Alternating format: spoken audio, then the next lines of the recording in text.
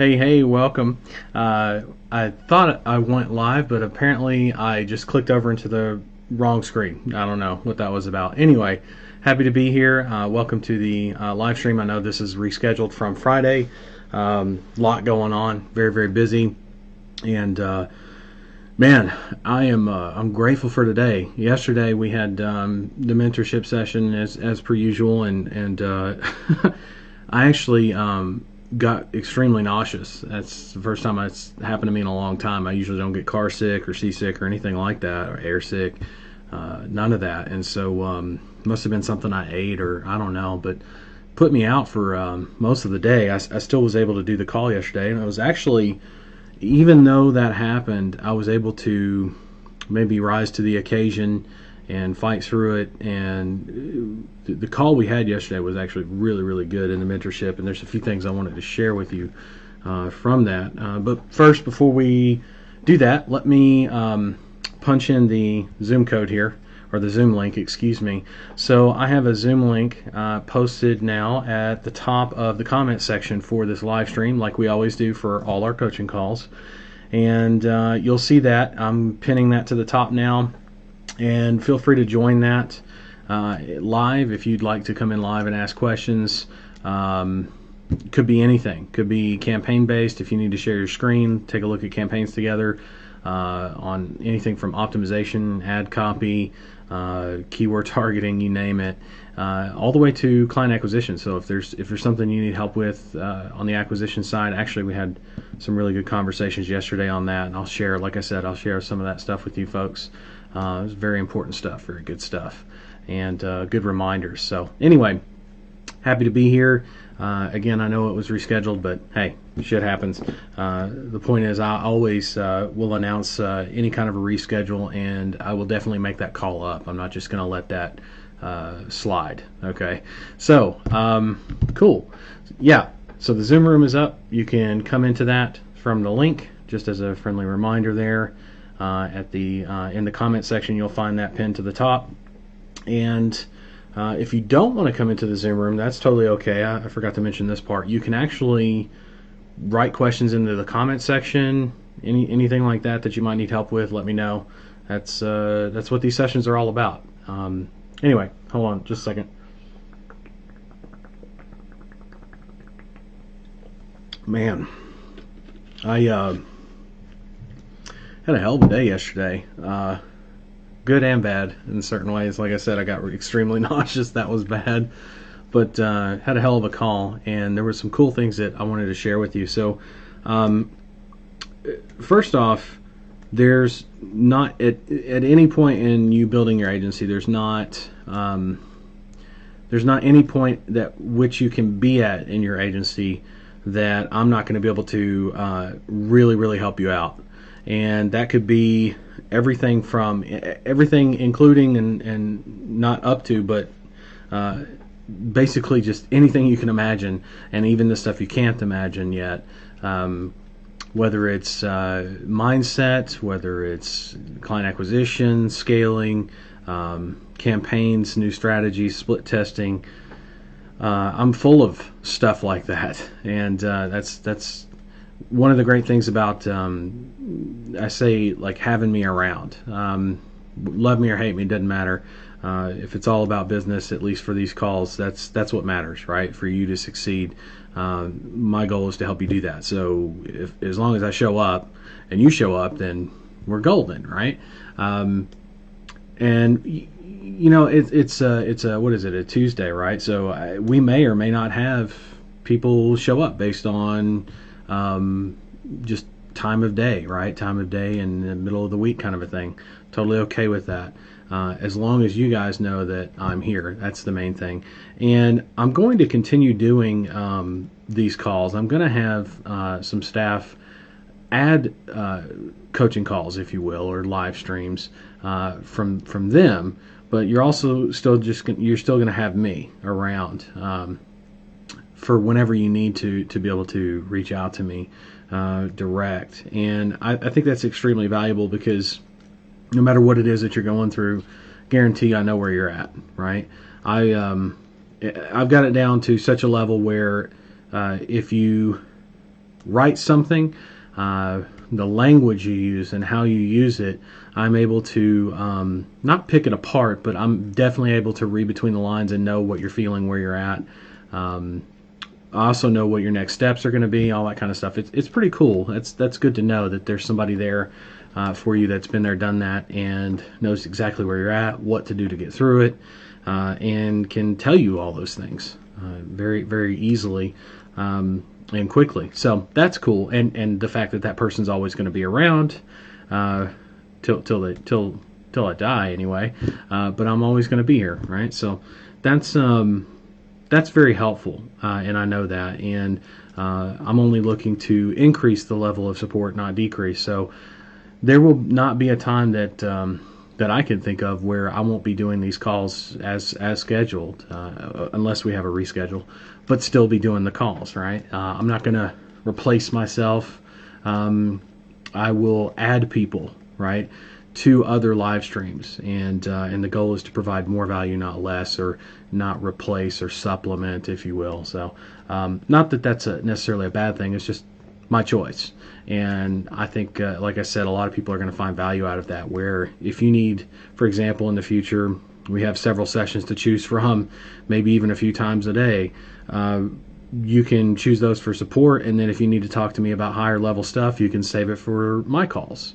That's not going to be a requirement or anything by any means, but might be a better use of your time, right? And save you time, which means you can move faster, which means you make more money in your business. That's a no-brainer for me, right? And for you. So anyway, I figured I'd share that. Something else I'd like to share is, because I know the business so well, the conversation I had, one of them yesterday on the mentorship call, was someone that had some challenges with the sales aspect, the client acquisition. And I'll tell you right now, it's mostly mindset, right? You're not pushing anybody to a sale.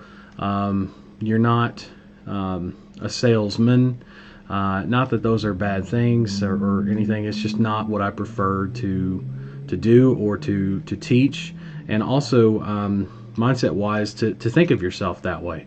Because if you think that you're being that way, then that's definitely going to come across in your conversations with potential clients, and that's not good, at least in my opinion. And I've been doing this for a long time, so that does count for something. What I would do instead is shift your mindset. Instead of thinking of pushing, think of urgency. When someone breaks their leg or is bleeding out by the neck, for example, and you go into an emergency room, do they hand you a clipboard, and say, go sit down over there? No. They admit you right away, right? And the doc comes in and sees you and attends to you, right?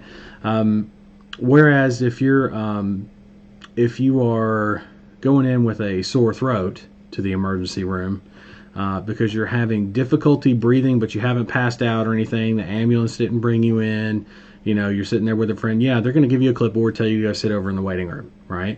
Now, if you become unconscious in the waiting room, you'll be admitted quickly, very quickly, right? And so what I'm trying to explain to you is urgency-wise, right? When it comes to the very beginning of your phone call, even, you definitely want to, hey there, you definitely want to make sure that your urgency is set to I'm bleeding out, not to I have a cough or I'm having difficulty breathing. There's a difference. And the good news is that's actually a very easy concept to apply, right, to your conversations and your sales conversations, right? The interesting thing is that that's your problem. You're bleeding out by the neck. You're looking for someone to solve it. So every time you jump on the phone with a potential client, you're looking to see if they're the doctor, in other words, that's going to work with you to solve your problem, which is bleeding out from the neck. You've got phone calls coming in every day. They got to go somewhere, and you mean right now. That's the equivalent of you bleeding out by the neck, right? So the urgency is there, but notice you're not pushing them to do anything other than to make a decision to start with you or not. That's it, right? You're not asking them for thousands and thousands of dollars. You're not telling them that they're going to have to sell their firstborn. There's very, very, if any at all, perspective-wise, any kind of push in that. The urgency is there, so you convey that, right? It's about successful communication. That's what that's about. It's not pushing. Pushing would be something like, come on, man, right? With no real added value or any kind of effective communication as to why somebody should be doing business with you, which if you've gone through the sales script, you understand very well by now that there are many reasons why somebody should do business with you, 5 main ones, and repeating those, yes, so that they pick up more of them each time that you repeat them, right, or loop through them, and asking for the money because you know it makes sense. You've already qualified that person. There's they're a qualified doctor. In other words, they can fix your neck bleeding out, no problem, right? The other thing is reassurance. A lot of people miss this, and even if it's even if it was $5 or $10. People need some kind of reassurance. I say people, your potential clients need some kind of reassurance from you that you're going to deliver, right? That you're going to deliver. There's nothing else to really say about that other than to make sure that it's applied at the right time, right? Which is towards the end of the conversation, especially once the pitch has been made the first time. Reassurance comes in, and it gets emphasized more towards the end of the conversation, right? When you get down to brass tacks, in other words, because that's where some people's concerns really lie, is whether or not you're going to burn them for a couple $100.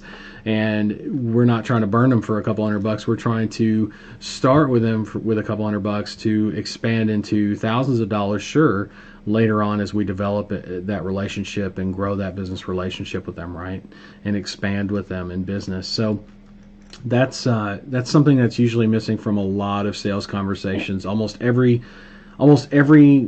sales conversation I've ever not had to listen to, but listened to end on, either from recording or live, was missing those two things. Like if there was one thing that I would guarantee, like at least 8, 9 out of 10 of you are going to be missing, it's going to be those two things. And at the appropriate times, urgency all the way through, and reassurance increasing and being emphasized more throughout towards the end of the conversation, scaling up, if you will. And those make a big difference. And your mindset plays a bigger part in how you actually handle those conversations with urgency and reassurance. If your mind's not right and you're thinking you're pushing or being pushy, or if you don't like sales and you're jumping on the phone and attempting to sell a client, you're going to have some challenges, some major challenges actually, because your mindset's not right. And you've got to start there first. I think that's probably the most important lesson, is start with that and apply the urgency and reassurance to your conversation. It's going to make a huge difference. That said, it looks like we have Andy on. Let me just double check here real quick. Let me throw my headset on. I can hear you. Hey, bud. Can you hear me? Yep, I How you can. doing, mate? I'm good. How are you? Yeah, I'm okay, mate. I've had a lot of drama in my personal life, and I have a loss in the family, so I didn't get a great deal done since I was on with you last, but I have made some progress. Okay, good. Christ, I'm sorry, I've just got in for work, mate, and I'm a bit frazzled. But I was wondering if I've finished building my site to take the orders on. Right. And all I've really got to do now is I've got to finish doing my market research, which I keep stopping and starting. I think I'm pretty sure I'm going to sell them for $25. Well, between 25 and 30. But my only concern is that if I can turn a profit, that's the grey area for me.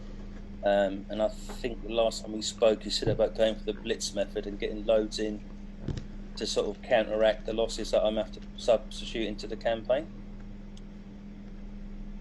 Okay. Do you remember that last time? probably don't. Vaguely, but I'm waiting on a question more than anything. Yeah. So, so my question is that I I'm not quite sure if I should sell the calls at 25 per call or 30. I don't. I think anything more than 30, I don't think they will want to pay it for my research, and I don't know if at 25, if I would turn enough profit, because I haven't got the obviously know how many clicks and click-through rates and phone-through rates I'm going to get, and I'm a bit hesitant about pulling the trigger if I got no chance of turning profit. So then, okay, so and I think the more important point would be turn a profit. How fast? How fast are we talking? Well, I think last time we spoke, you said if I get like over 5 customers or more. Let's pretend we haven't spoken, because it's been a while since I've heard from you. Not that that's a bad thing, right? But Yeah. I have so many things that I do. I'm not even trying to brag. I'm just saying I lose track of that kind of shit. However, if you paint a clear enough picture for me each time we speak, it's going to make a big difference. So let's pretend like we haven't had that conversation.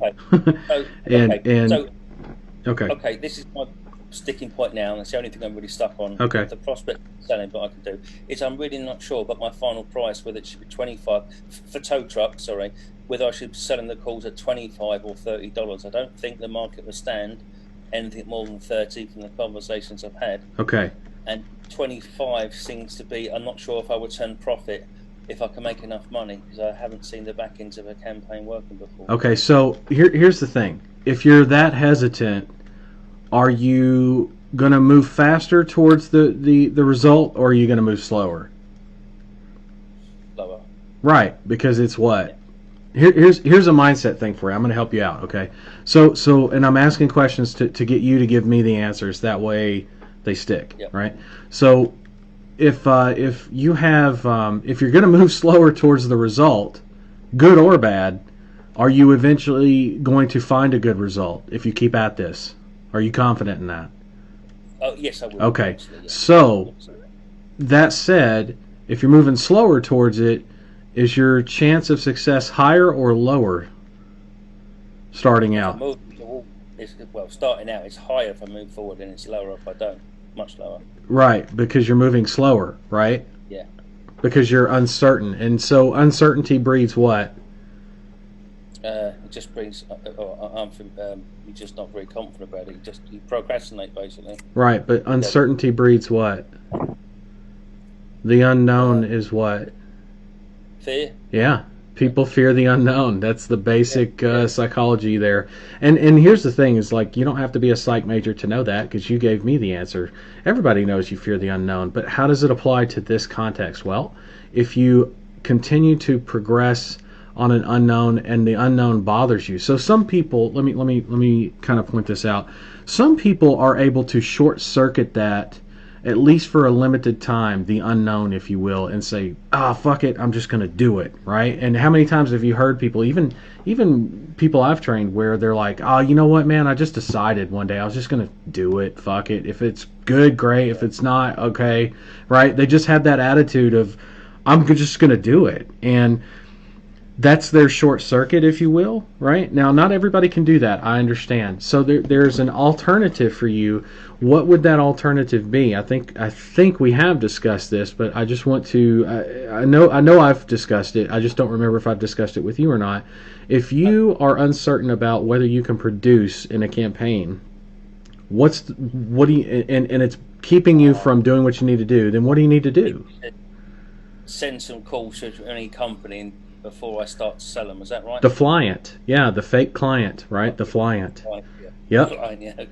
Yeah. That's where I think that's what's going to. If you, and here's the thing. Now all the pressure's off, right? Because it's like, oh shit, I could just drive calls to a flyant, and I don't have to spend hundreds and hundreds of dollars. By the way, and I'll give you a little hint here. Okay, the price point that you're worried about, you should not be worried about. You're going to be able to, in a larger city, at least a decent sized metro area of, call it $500,000 or more, you're going to be able to turn a profit north of 15. Wow. Yeah. So you're worried about the wrong thing. And here's the kicker. Even if I didn't give you that answer, right? That's what I'm here for. But I'm not trying to just give you the answers. I want you to earn them too. So let's recap. How do we earn it? How do we earn this lesson to where it's like, you know, that you're going to be able to drive phone calls and make a profit? I've just got to do it. You got to do it and start with the client. If you can't do, if you can't short circuit yourself, and this goes for everybody, by the way, it's not just you, but my man. So if you can't short circuit yourself to just say fuck it and do it for a limited time, or spend $100 or spend 200, that's fine. I totally understand. Go the client route and take all the pressure off of the doing side, so that it gets done faster, and you prove it to yourself. Oh man, I just drove like 10, 15 calls. Okay, I should already have 2 clients by now, because I know I can drive phone calls and I know they're going to cost X dollars. And I'll tell you right now, I mean, when you get a campaign optimized, even like 1 or 2 passes for like a metro area that, like I was talking about, $500,000 or more for that market, for that vertical, you'll drive a decent amount of calls at probably well, I know you'll start driving calls almost right away with like $3 bids, $4 bids, $5 bids, no doubt. So you probably want to start low on your bids, like $2, and then every couple days bump it until you start seeing the traffic, right? So 2, 3, 4. But I'm telling you right now, in a decent sized city, you're going to see at $3 and $4 a click on your bids, when you do the bid bumping, you're going to see traffic. Now the idea is you need to optimize the campaign, right? And when you optimize the campaign, you're going to be able to drive 2 to 1, 3 to 1 within a few weeks on your money. Meaning, for every dollar you do spend in your ads, if you have a client and you're spending $50 a day as an ad budget for that client because they've got 10 trucks starting out, with that optimized campaign, you're going to be able to copy paste, right, from your client to your actual client, your first one. You're going to have data that you can use out of the gate. Not all of it's going to be relevant, but like 90+% of it is going to be relevant to the client you have, meaning you're no longer paying for junk, right? It's a solid investment, and your client's going to end up making you 2 to 1, 3 to 1 on your money. So you spend $50 a day, you're going to make $100, $150 every day, minus your spend. So anywhere from $50 to $100 a day per client. I mean, shit, man.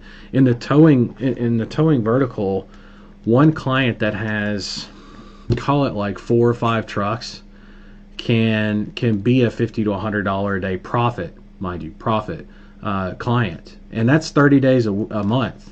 I almost said a week. 30 days a month. Because they run 7 days a week, baby. Cars break down every day here in the States, okay? So 30 days a month, even at the lower side of that, $50 a day per client. I mean, that's a $1,500 a month profit client from one traffic source. I mean, I have recently been reviewing some of the traffic sources I'm going to be teaching you folks. I'm going to tell you right now, there's a smile on my face for a reason. It only gets, I'll say it this way, it only gets better from here. It only gets better from here. Meaning, there are some traffic sources that I'm going to teach you that cost a little bit of time and hardly any money or no money. And then there are some that are going to cost you money, just like other ad platforms, right? They're going to cost you money, but they're going to make you just as much, if not more, on the returns, depending on the vertical, right? Towing is actually, the sweet spot is going to be heavy on what you're running, which is call only. It's not the only sweet spot, but it's going to be one of the biggest. So, $1,500. I mean, the point is, when you can take a client and the average client value is worth, call it with let's see, towing, and again, specific to your vertical, let's say 3 traffic sources, maybe 4. That'd be pretty ideal. You're looking at, a few $1,000s a month profit per client, if not more. 10 clients, and you've got a a solid 6-figure business a year. 50 clients, you're talking. If that's all you did, 50 clients, you're getting close to the $1 million a year mark. That's not a joke. And there happens to be some connections that I actually have in that vertical that I could tap you into at a later point when it actually makes sense to do so. But it's something that comes up in your market research and once you get clients, and I'll leave it at that. But the idea is this. I mean, if you're stuck, and this again, this goes for everybody. If you're stuck or you know you're moving slower than you should be, or feel like that at least, whatever the cause is, you've got to find a way through it, around it, over it, under it, whatever, right? Whatever it takes. I mean, yeah, the flying. Yeah, the Mate, flying. you know, It's a big. such a long day. I wasn't going to come on this call. I'm so tired. I was like, I've got to. I've had about 11.5 hour day. Non-stop. My goodness. And well, I'm glad you did. I'm glad you came on because this is. Listen, if you had to, well, I mean, you could always ask anyway, even if it's not on a live call. But I feel like the live call makes things a lot easier and faster for you because now you're going to be able to take that when you're fresh and be like, oh yeah, and just run with it. And the next time we talk, we could be looking at your campaigns together. Yeah. I mean, that's kind of. I'm going to have a flying. That sounds funny saying it. I know, right?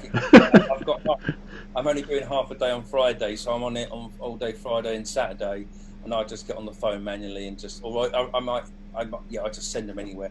And the other thing I wanted to ask you, my agency site where I set up all the emails to come out from Ring Ads got hacked because it's in WordPress. Okay, so that was a big. Your agency site. My agency site, for where you automatically send out the emails and Ring Ads about the reminders for the billings and stuff. My agency site. So I was sending out the the reminders from Ring Ads where it says to client, your campaign's low, like in the training and Ring Ads. That was my agency site. It got hacked twice. So I rebuilt it and got hacked again. I don't understand. I still don't understand. Like, okay, sorry. In Ring Ads where it teaches you about putting in the data to use with the automatic emailing software.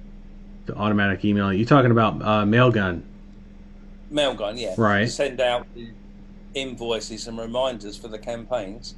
So I did that like during the COVID challenge. Right. And I've got hacked twice because it's on WordPress, and I'm putting it onto WP Gateway. It shouldn't be on WordPress. Mailgun is Mailgun. It has nothing to do with WordPress. What I mean, my site got hacked, and I had to take it all down because it was built in WordPress. Which site? You're talking? Which site is built on WordPress? Site that I had all the Mailgun stuff in the servers. I had to take it all down. It got hacked, basically.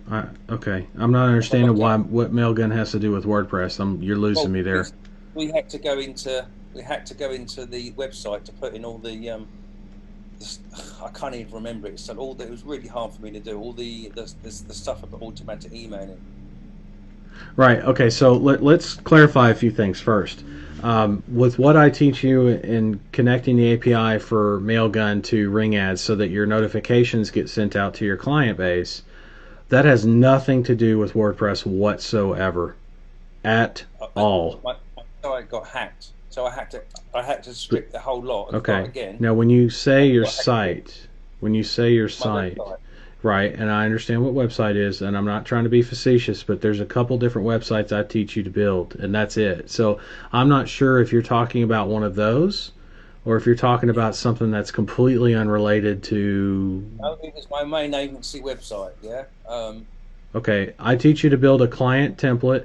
With the client template inside of ClickFunnels, right? For the agency website. Are you saying you built an agency website in WordPress? Is that what you're trying to say? Yes. Yeah. Okay. I already had it in WordPress. It was already in WordPress. Okay. Okay. Quite a good one actually. Okay. It was WordPress. It got hacked. Okay. And I took it down and redid it, and it got hacked again. I couldn't believe it. So, okay. Now, what does that have to do with Mailgun? Well, because when the site got hacked, I lost everything. There was nothing. I had to just delete it off, go through Namecheap and strip it all and start again. So all the work I did, I'd lost in terms of all that setting up in the setup. I see. So you went in and deleted all the CNAME records and all that stuff that you used for the domain. Yeah. For Mailgun setup. Yeah, when I had to put all that stuff in the shouldn't affect your WordPress settings on tying that to a domain though. Right, if you happen to use the same domain, yeah. I'd lost everything. They told me it was gone, it'd been hacked, everything was gone, the site was white, and I The only went site, yeah, the site, but back. your domain settings, you use Namecheap as a registrar. Yeah, That nothing will change on that unless they hacked your Namecheap account, right? So unless they hacked your Namecheap account and your website, no. Like that's just your settings for Mailgun are server side, domain side, DNS settings, right? okay, I'll, Those are completely. It's okay. Those are. I'm just telling you straight out. Those are completely separate. That's why I was trying to understand. Like WordPress has nothing to do. WordPress is a content management system, a CMS is what they call it, and it's basically designed to take your stuff, your content, whatever that is, and make it visible on the web and organize it. Right? The content management system makes sense, right? The Namecheap side, Namecheap is a registrar that also happens to offer hosting, for example, for a WordPress site.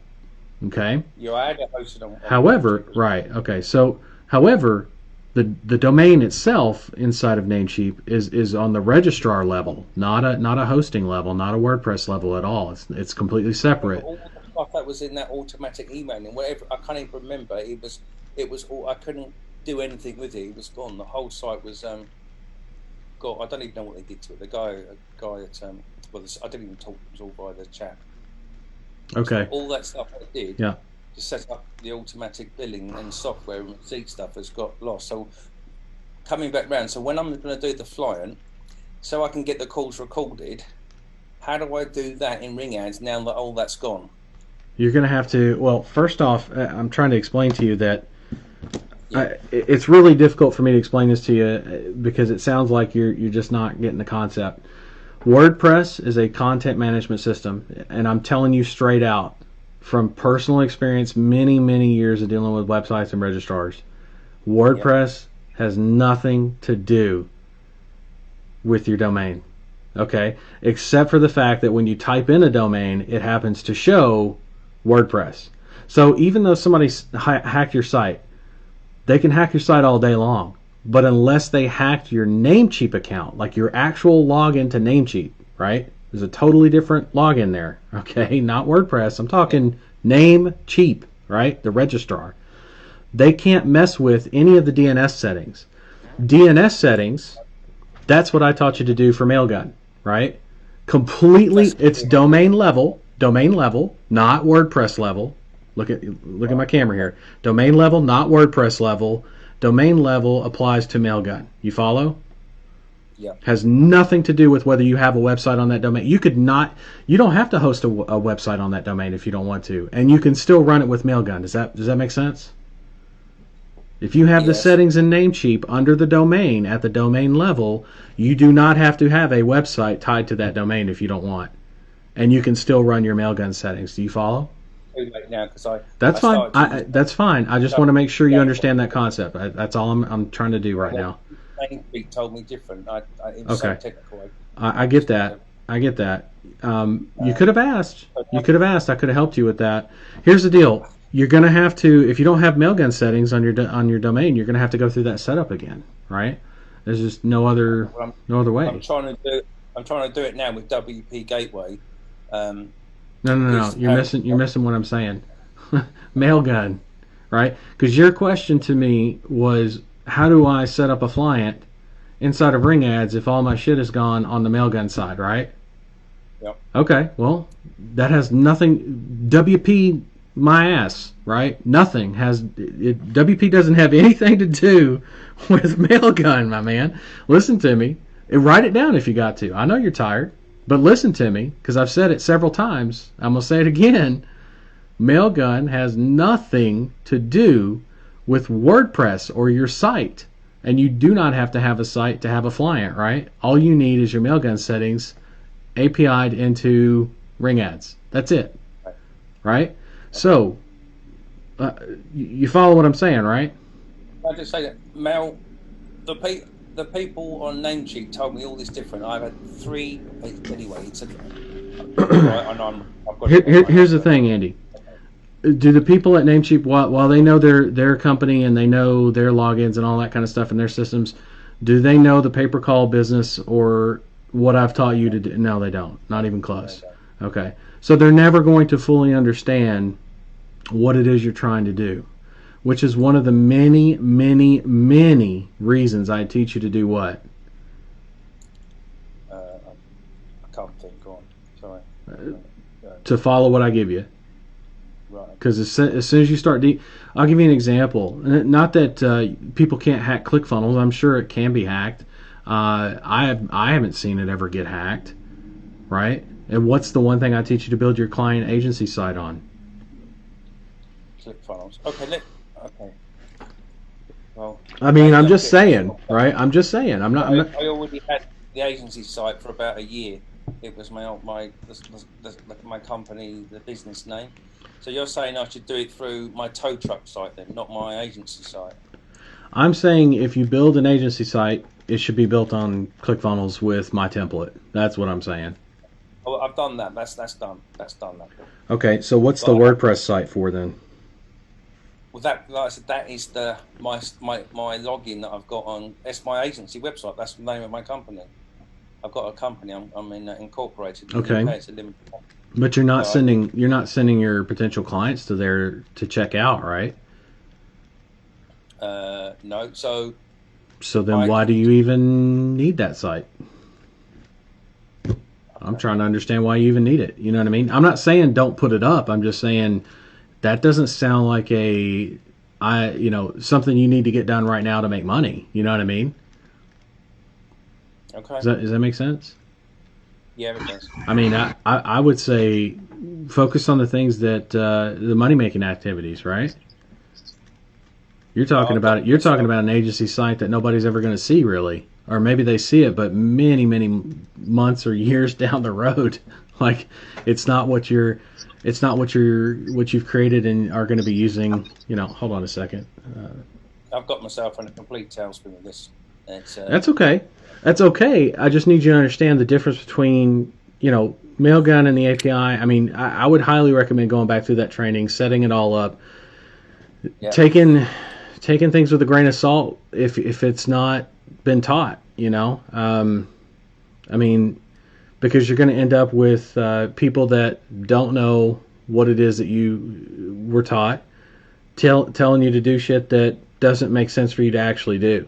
Like get rid of DNS settings for your Mailgun server, which has absolutely nothing to do with whether your WordPress site was hacked or not. It has nothing to do with that, period, ever. So pissed because it's happened twice. The amount of times I've been sitting there for 3 and 4 hour sessions with Namecheap trying to get this lost a session. Anyway, I don't want to bore you. We got the point. I got it wrong. I apologise. That's okay. It's nothing to apologise about. I just want you to be very crystal clear because it makes a difference. Like you know how long it took you to put those settings in, right? Yeah. I don't want you to have to do that every time because it's actually it's not the most complicated process in the world, but it's not the easiest either. I know that, but it's necessary, right? It's necessary for that integration. And the good news is you should only have to do that once if you follow what I'm teaching you. That's the biggest thing. So this whole WordPress thing, with the agency site, choose a different domain or something, or choose a different domain. Choose a different domain for your Mailgun or something. One of the two, because you don't want to run into this again. You know what I mean? That's going to slow you way, way down. Okay. And keep in mind, DNS settings on a domain, not the same thing as WordPress on a hosting level, right? Hosting level, domain level, two different things. Okay, I'm probably making myself look like an imbecile here, but no, you don't know what you don't know, my man, and that's. But I want you to understand, you were trying to. The reason I had to restate over and over and over again is because you weren't hearing me, and it's probably because you're tired, or probably because you're trying to trust what Namecheap has told you, because Namecheap carries with it. I mean, it's Namecheap's platform. Namecheap's support carries with it a certain amount of credibility, and you're going to want to question my credibility. The challenge is, though, you haven't exactly, done what you've been taught here, right? Like, that's part of the problem. The other part is, I would say that where maybe you could have improved a little bit, or can improve a little bit, is to come at me a little faster, right? Like, if you're having challenges with something, probably should have, said hello, right? Yeah, Sooner than that. I just thought I've been hacked. That's it. It's unlucky, and it was WordPress, and it got hacked again. That's why I chose Double P Gateway because apparently you can't hack it. But anyway, it's so moving forward, I've just got to get a client, and I'm going to get this thing set up. And once I can get the calls recorded as well, when I'm doing my data central blasting, Right. then the people I have a conversation but don't close, I can then send them a couple of voice recordings in the follow-up email. What's the question? So when I got my client, and you can look at my campaign. Right. You're saying about how much is to be gained by doing the correct follow-ups. When I have a conversation from the prospecting and I don't close them and I get their email and I send them an email from the conversation. You said the follow-up, the Medusa multi-touch. Okay. I'm waiting. I'm struggling here to understand what you're asking. So I can record the calls and send them out to the potential prospects. You're talking about the calls, the recordings that come in from prospects to your actual potential client, like consumers to the client. Yeah. Okay. The potential new clients. Right. In the follow-up. And you're asking if you can take those recordings and use those in your email outreach and your follow-ups. Yeah, of course. Of course you can. I mean, I would edit them to take out all the sensitive information, but yeah, you're going to end up with some really good calls to use. So you might as well go ahead and use them, right? Plus, it's a good reminder, like when you go through your phone calls like that, it's a good reminder of the fact that you do drive good calls, right? Yeah. Okay. And I've pretty much covered everything I need to cover.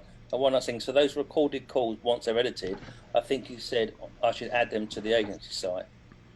It's not a bad idea. It's not a requirement, but it's a good idea. Yeah, absolutely. Yeah. Okay. Okay, William. And how you been, mate? You been all right? Good. Yeah, just busy, my man. Yeah. Yesterday I was pretty nauseous. Actually, I never get nauseous, but I was messed up yesterday. It was a good call for the mentorship, but I was pretty under the weather. Today I'm pretty good though. So yeah, no issues. Okay, mate. Yep. I'd be keen to. Well, I'd love to see. I can't wait to see your training on the other platforms. That would be very, very interesting. Yeah, it's going to be. Well, here's the thing. With where we're at in the year, right now would be a good time for you to start gearing up. Like people, especially for towing, you're still going to have calls right now and still do well, but you're going to do even better when people start traveling again, like really traveling again. And you got to understand, not everybody's going back to school physically, but people still are going to travel for work. The holidays are coming up. People will travel for those. Despite coronavirus, I guarantee you in the U.S. people will travel. Maybe not everybody or as many people as usual, but you will have a lot of travelers that will risk that and chance it, if you will.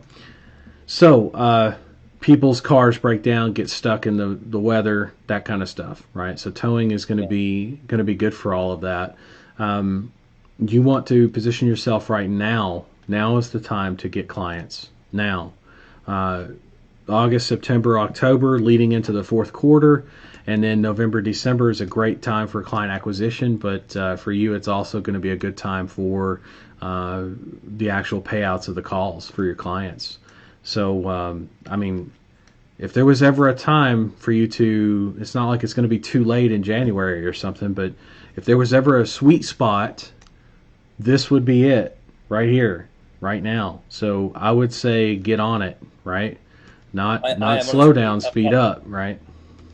I've got myself bogged down with too much crap and silly stuff. I've got confused and I've all this hacking thing. But I'm at the point now. It's just.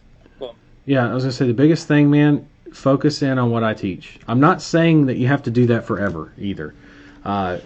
There have been many people that have learned from me and gone on to do their own thing.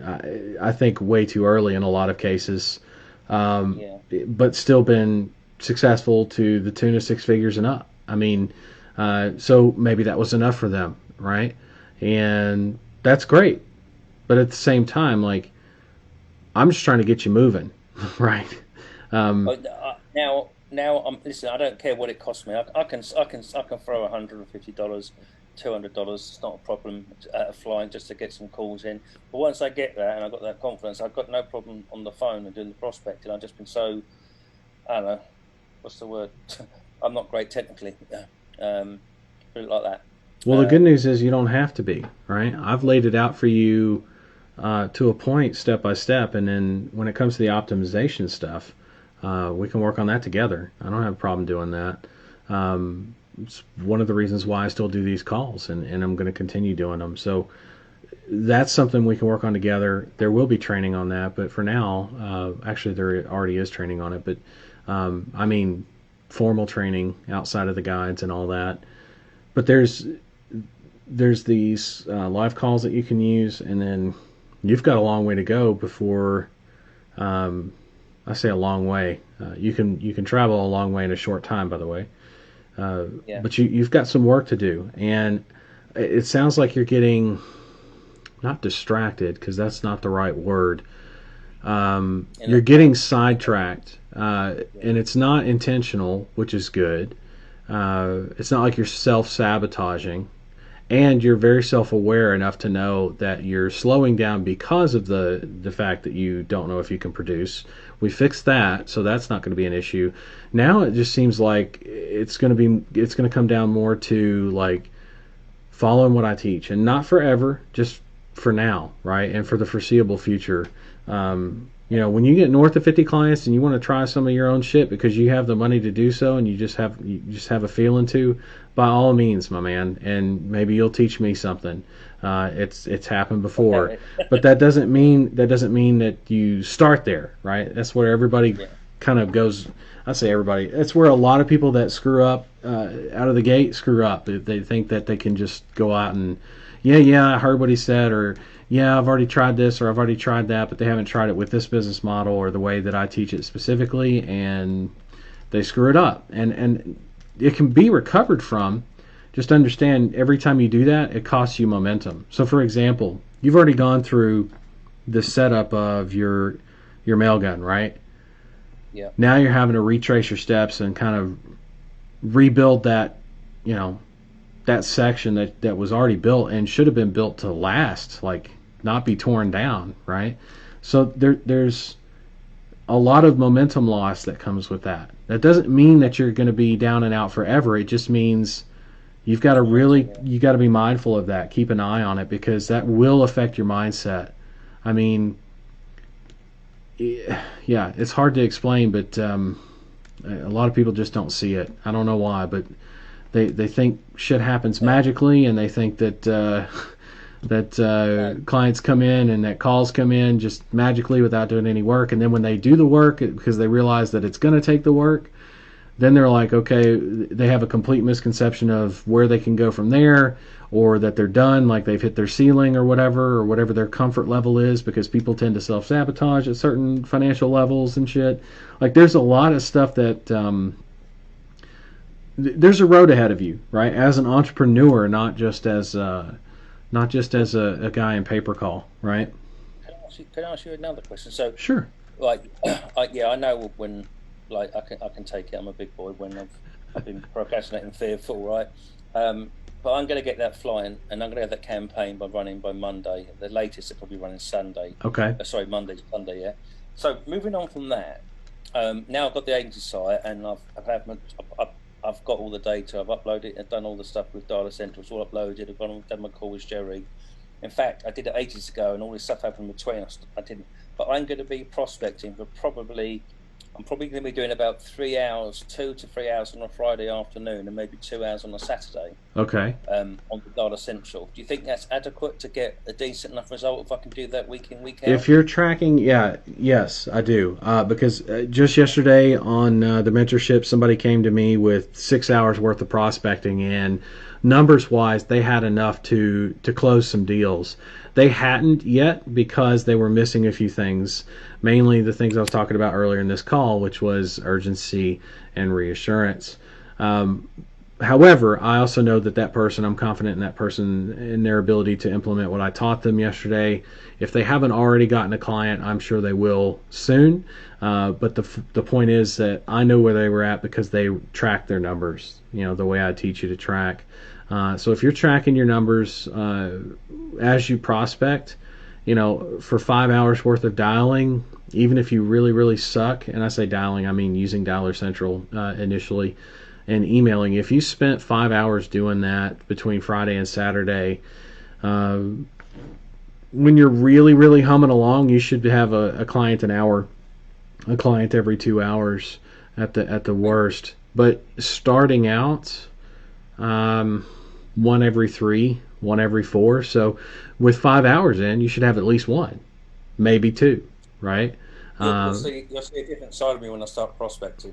I might be a bit slow, but I have the numbers dialed in, and when you say, "Oh, you've got to work on that," and I'll go out and do it. You know what the biggest thing is, my man, is consistency. It's not about whether you feel slow or think you're slow. None of that matters. Whether you think you are or you feel you are, it doesn't matter actually, as long as you keep doing what you're doing, right? I just want you to not have to rebuild shit that you've already built, and not have to kind of lose your momentum and go back over things. Like, that's going to really kill you, especially the further, when you get 5 clients and you totally kill your momentum, life's going to suck. Life's going to suck. And I would say you'll see, but I don't want you to see. I'd much rather you, because I'll tell you right now that the people I've trained over the years, the ones who experience that kind of loss of momentum usually have to do that several times before they get the idea that, okay, they either come to terms with it and accept it and start doing what they need to do, or they come to terms and say, well, in other words, give up, that this is just my life and that's just how I'm going to be. I'm going to move at a much slower pace. And I'll tell you right now, with that slower pace, not that you have to move at a lightning speed, but at a slower pace, I will tell you, you will miss out on certain opportunities. I mean, it's like, it's once David mentioned about the agency. So once that's sorted, and I got the clients and I got some calls, my confidence in the soar. But the prospecting doesn't faze me. It's the technical stuff that phases me much more. So I think by now I've got over the stuff that phases me the most, the technical, and I can get on to do the prospecting, which I want to do. That's the only thing that's going to make me money, right? Not necessarily. I mean, you have to have it all, right? You have to have a bit of everything here. This is what most people kind of miss about not just the model, but being a good business owner in general. If you're a one-man band and you're starting out, I mean, you got to make the lemonade, but you also got to sell it, right? Yeah. Okay. So it's not enough to go and get clients to buy the lemonade, right? You actually still have to make the lemonade, right? That's true. And there's a technical aspect of making that lemonade that's always going to be there. So this whole concept of you saying, well, I'm not good at the technical stuff and thank God I'm done with that, is actually not accurate in any way, shape, or form. You know what I mean? No, I know. It's when it's all brand new, all of it. That's called a learning curve. And I'll tell you right now, you actually pick shit up very quickly. The thing that I'm noticing, starting to anyway, and it could be a pattern, I don't know yet. I won't know until we talk again and again, maybe a few more times. But if shit starts to crop up like this WordPress site that absolutely has jack shit to do with what we teach, I mean, it has nothing to do with what I've taught you. If that kind of stuff keeps cropping up like it happens on, not just, I'm talking about something completely unrelated, but something pops up, another scenario that has nothing to do with this WordPress site or anything like that, but it's unrelated and it's distracting you or keeping you from your full focus and attention on where it should be, then that means you have a pattern, and I think you might have one. It's something I want you to just be aware of and look for and actively or proactively push away from, right, yourself, because I can't do that for you. I wish I could, right? All I can do is just point it out and be like, yo, every time, like I'll give you another example. I got a guy who love him to death. I know he's going to win because he doesn't give up, right? And he's at the point of acquiring clients, but it took a lot to get him to that point. And I know that he knows that, and I'm not like spilling the beans on anybody, giving away anything, but the idea is this: the pattern that guy has is to think about all the what ifs, like way down the line, like 6 months from now. He's one of those A to Zers, right? And that's a type A personality. That's a lot like what I am. You like to know the A to Z. Here's the thing, though. I'm the guy that's able to short circuit that, right? I don't have to know A to Z. Even though I would like to know A to Z, it's like that's not going to drive my decision making process today, right? If I know A through D, I'm going to feel pretty good. Now, if I only know A and B, I might be a little nervous, or not necessarily nervous, but wondering where this is going to go and move a little bit slower. But if I've got a solid plan to get to D, like today, I know that I'm smart enough to figure out E, F, and G, right? And start working my way through the alphabet to the letter Z. So I don't necessarily have to have Z. And it's not always going to be a straight line, right? In fact, it's often, very much often not a straight line to the path that, or to the promised land that whatever your goals are in this business, or any business, it's not always a straight line. Sometimes, rarely, it is.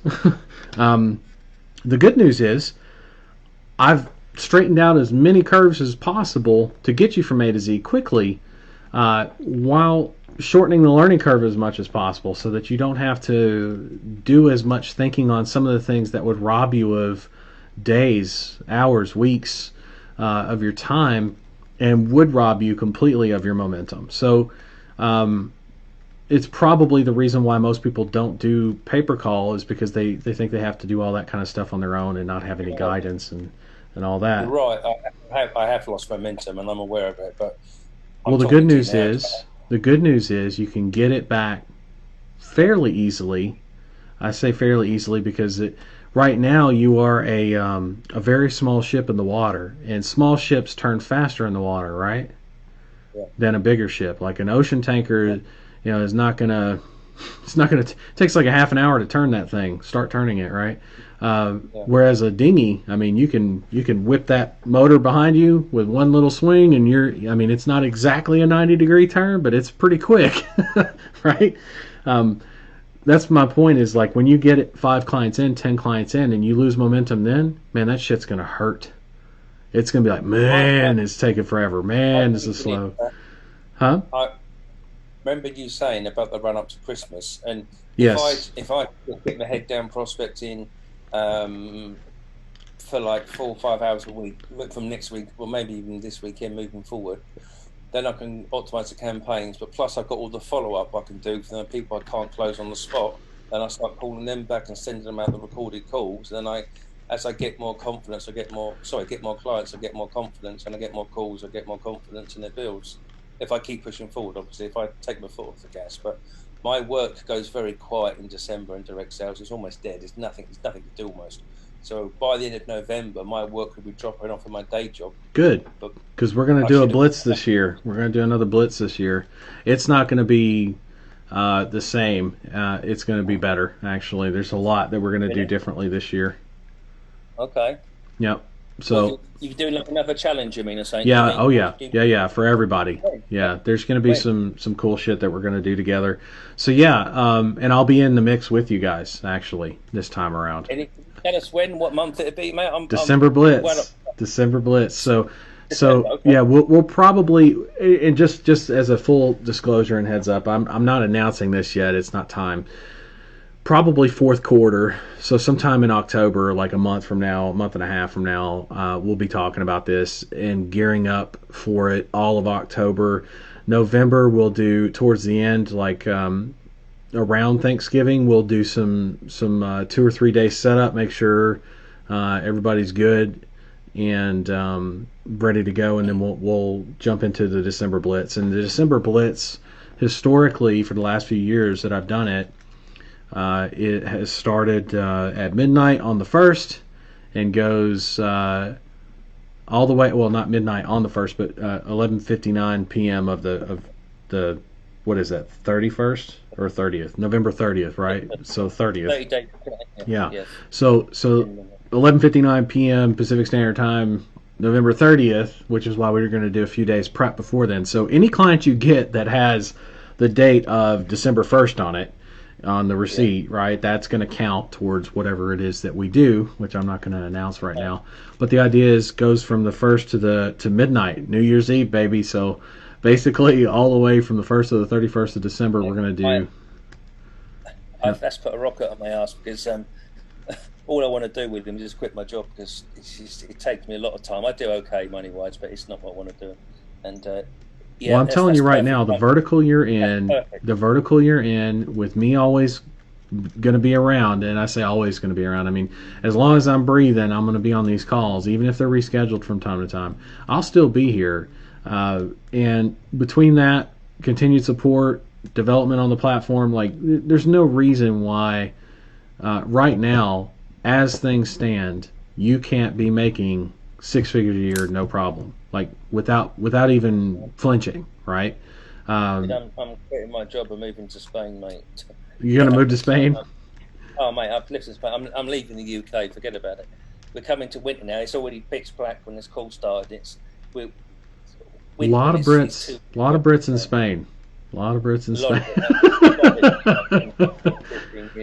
It's like the UK Armada, you know. Anyway, yeah. I'm kidding. It's cool though. I actually I think it's cool that you guys have a spot like that. You know, the US isn't really known for that kind of stuff. That and Thailand. Yeah. Thailand probably the number one. It's a bit tricky living there though. It's with the visas. Yeah, the visas. Well, it's not as tricky if you're a little bit older, like 40s and 50s, and you have the money. Like, if you have the retirement account, they'll take you in. But otherwise, Thailand wants you to come in, see the place, spend your money, and then fuck off. You know. Like, you've got to have $23,000 in the account. It must stay there all year, and it's got to stay there. Yeah, $2,000 a year, half of it. But like, I get 10 clients on that'd be a piece of cake. I'd spend my time in Spain and Thailand. Exactly. Yeah, Thailand's a great country. I like it. A lot of things about that country. Yeah, but yeah, there's I'll tell you this. You're going to have options. But the idea is actually with where you're at in the UK. When you're able to go full, I was going to say when you're able to go full time, even Spain, it's going to be okay. What I would do is I would stay in the UK as long as you can stand it, and then go to Spain and stay there for a while, and build up the business and the systems to run so that you can operate it your daytime in Thailand if that's where you want to end up. Without having any kind of scheduling conflicts later down the line. The last thing you want to do is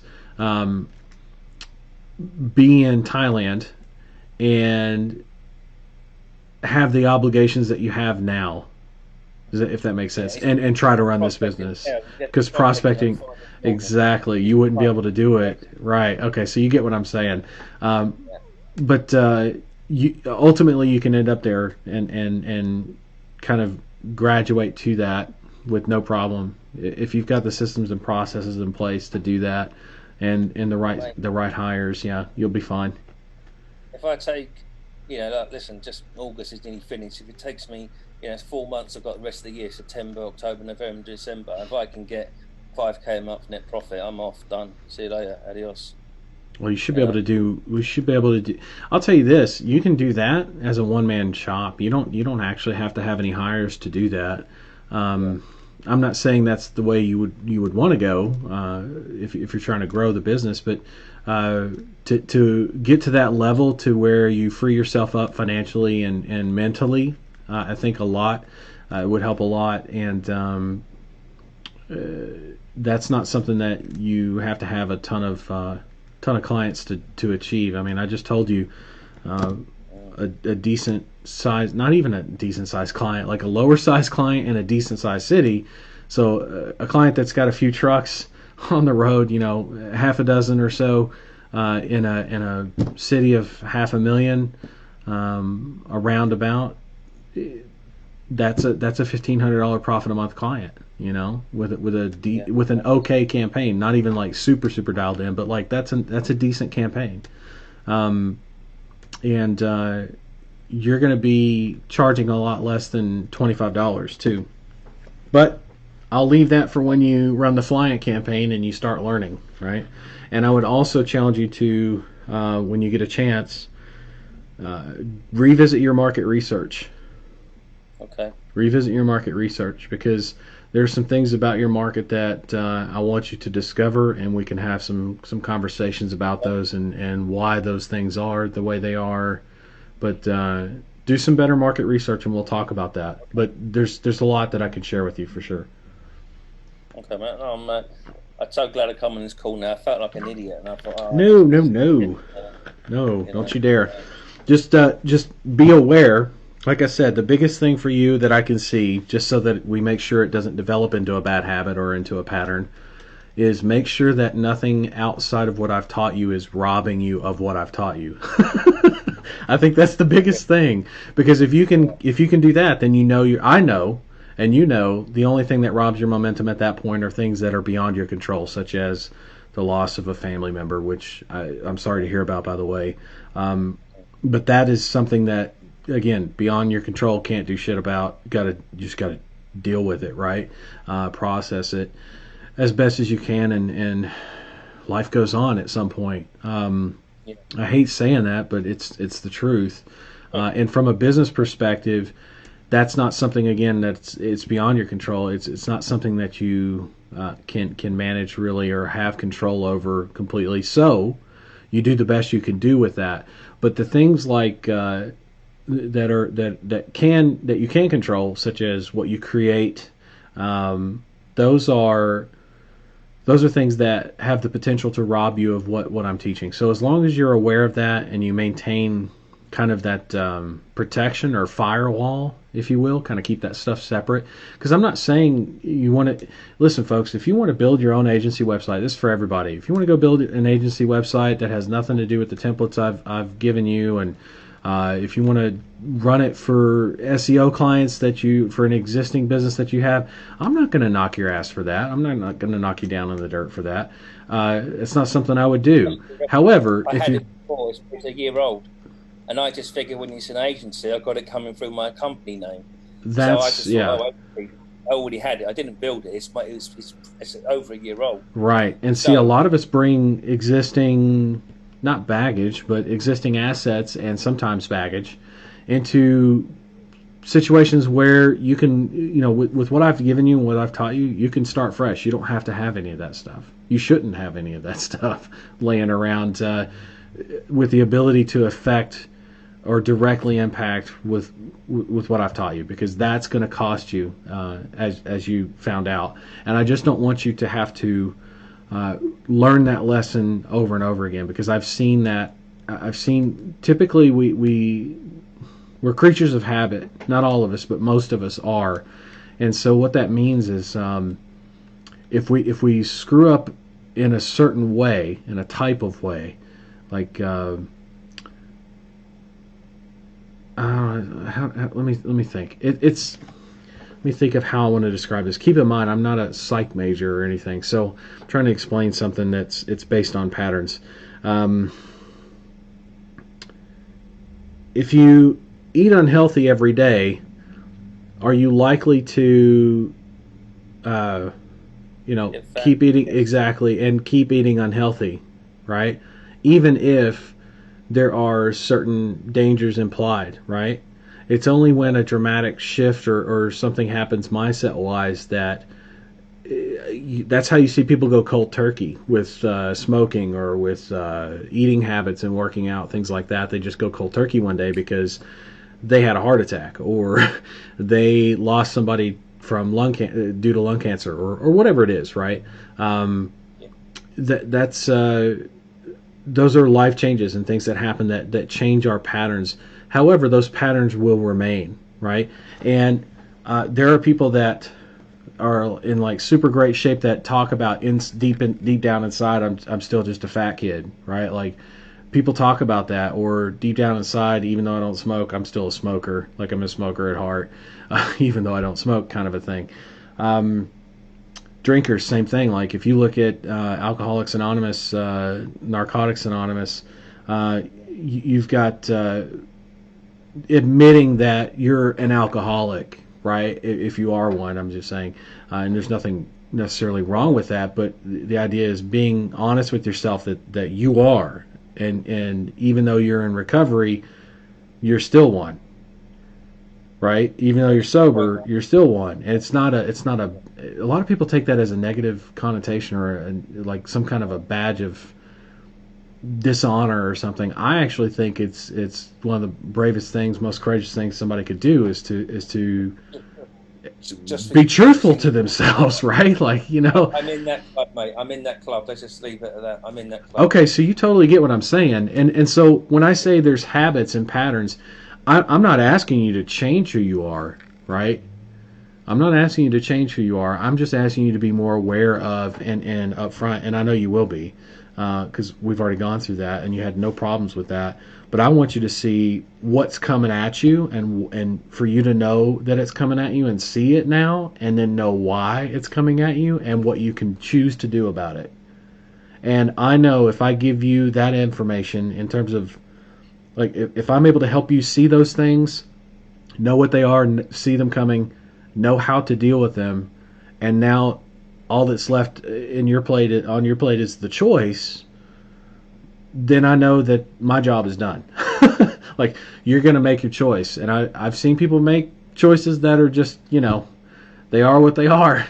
And then I've seen people that have just totally knocked it out of the park because they made that choice, whether by short-circuiting what their normal habits are, because they were fed up with their lifestyle or whatever was bothering them, or people that can't short-circuit become aware of what the problems are, what the challenges could be.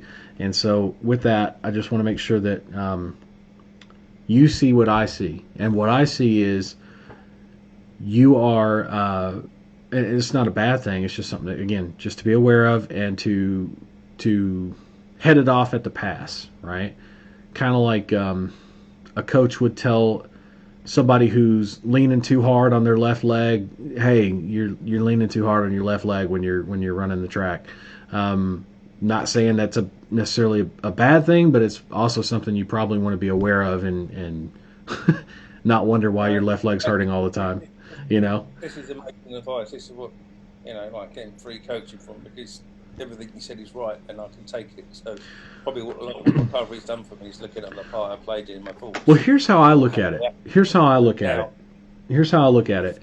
The lesson you learned is actually, comparatively speaking, between you and you with 50 clients from now, right, is very cheap.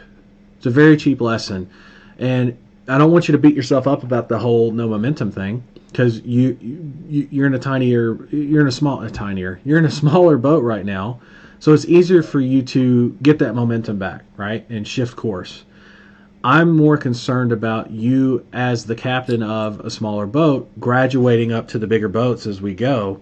I don't want you to one day be in an ocean freighter, you know what I mean, with the same challenge that just hit you, not necessarily today, but the challenge that just hit you recently, where you were directly impacted by something that it's going to take you a half an hour just to even start turning. You know what I'm saying? Like that's compared to instant moves, and that kind of stuff can totally sink you. You know, Titanic and iceberg. You know, just didn't turn fast enough. Boom, down she went. Right. Anyway, something to think about, and I know you will, and it's nothing to beat yourself up about, just something to be aware of is the biggest thing. And by the way, everybody has different things, Andy. So it's some people I'm talking to right now are nodding their heads and going, damn, that's me. And other people are like, I have no idea what he's talking about. Yet they still experience the same loss of momentum.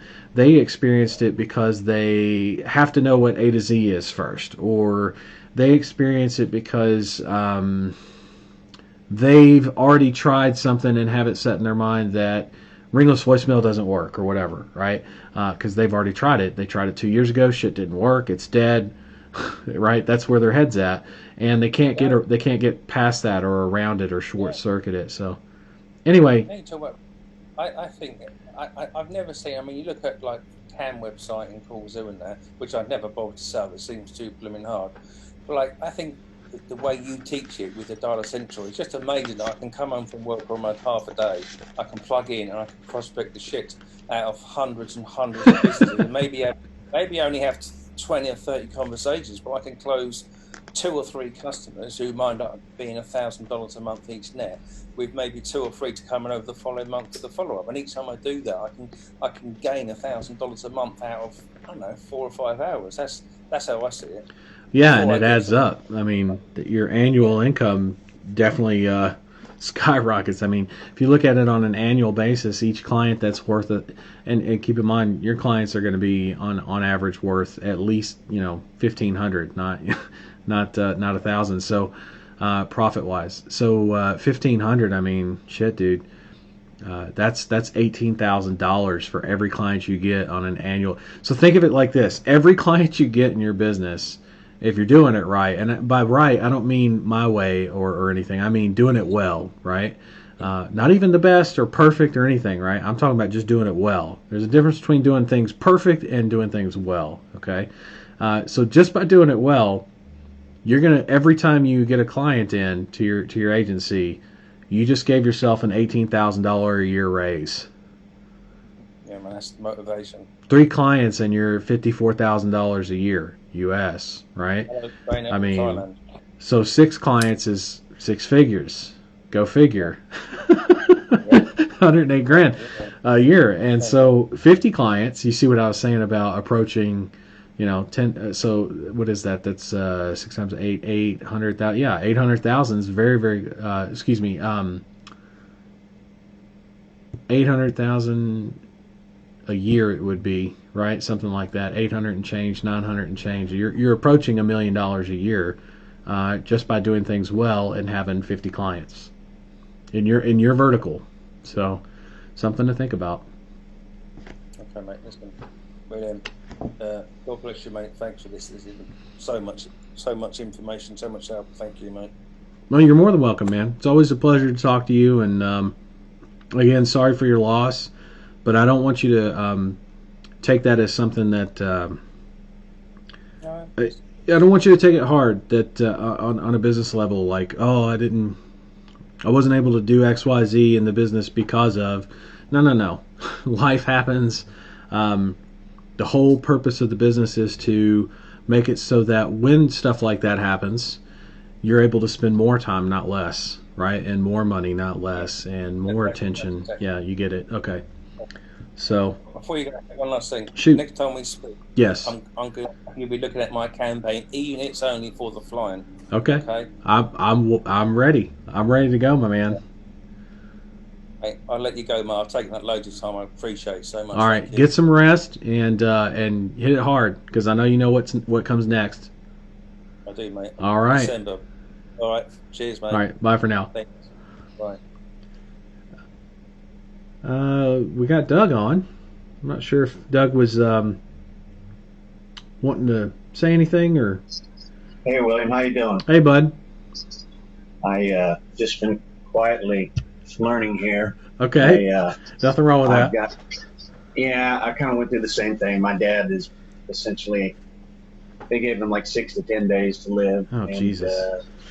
And so we were getting all the family together, and you know how all that sidetracks you, and now he's seeming like he's doing better. So I don't know. It's been he's got dementia, and you know how that's Oh, a wow.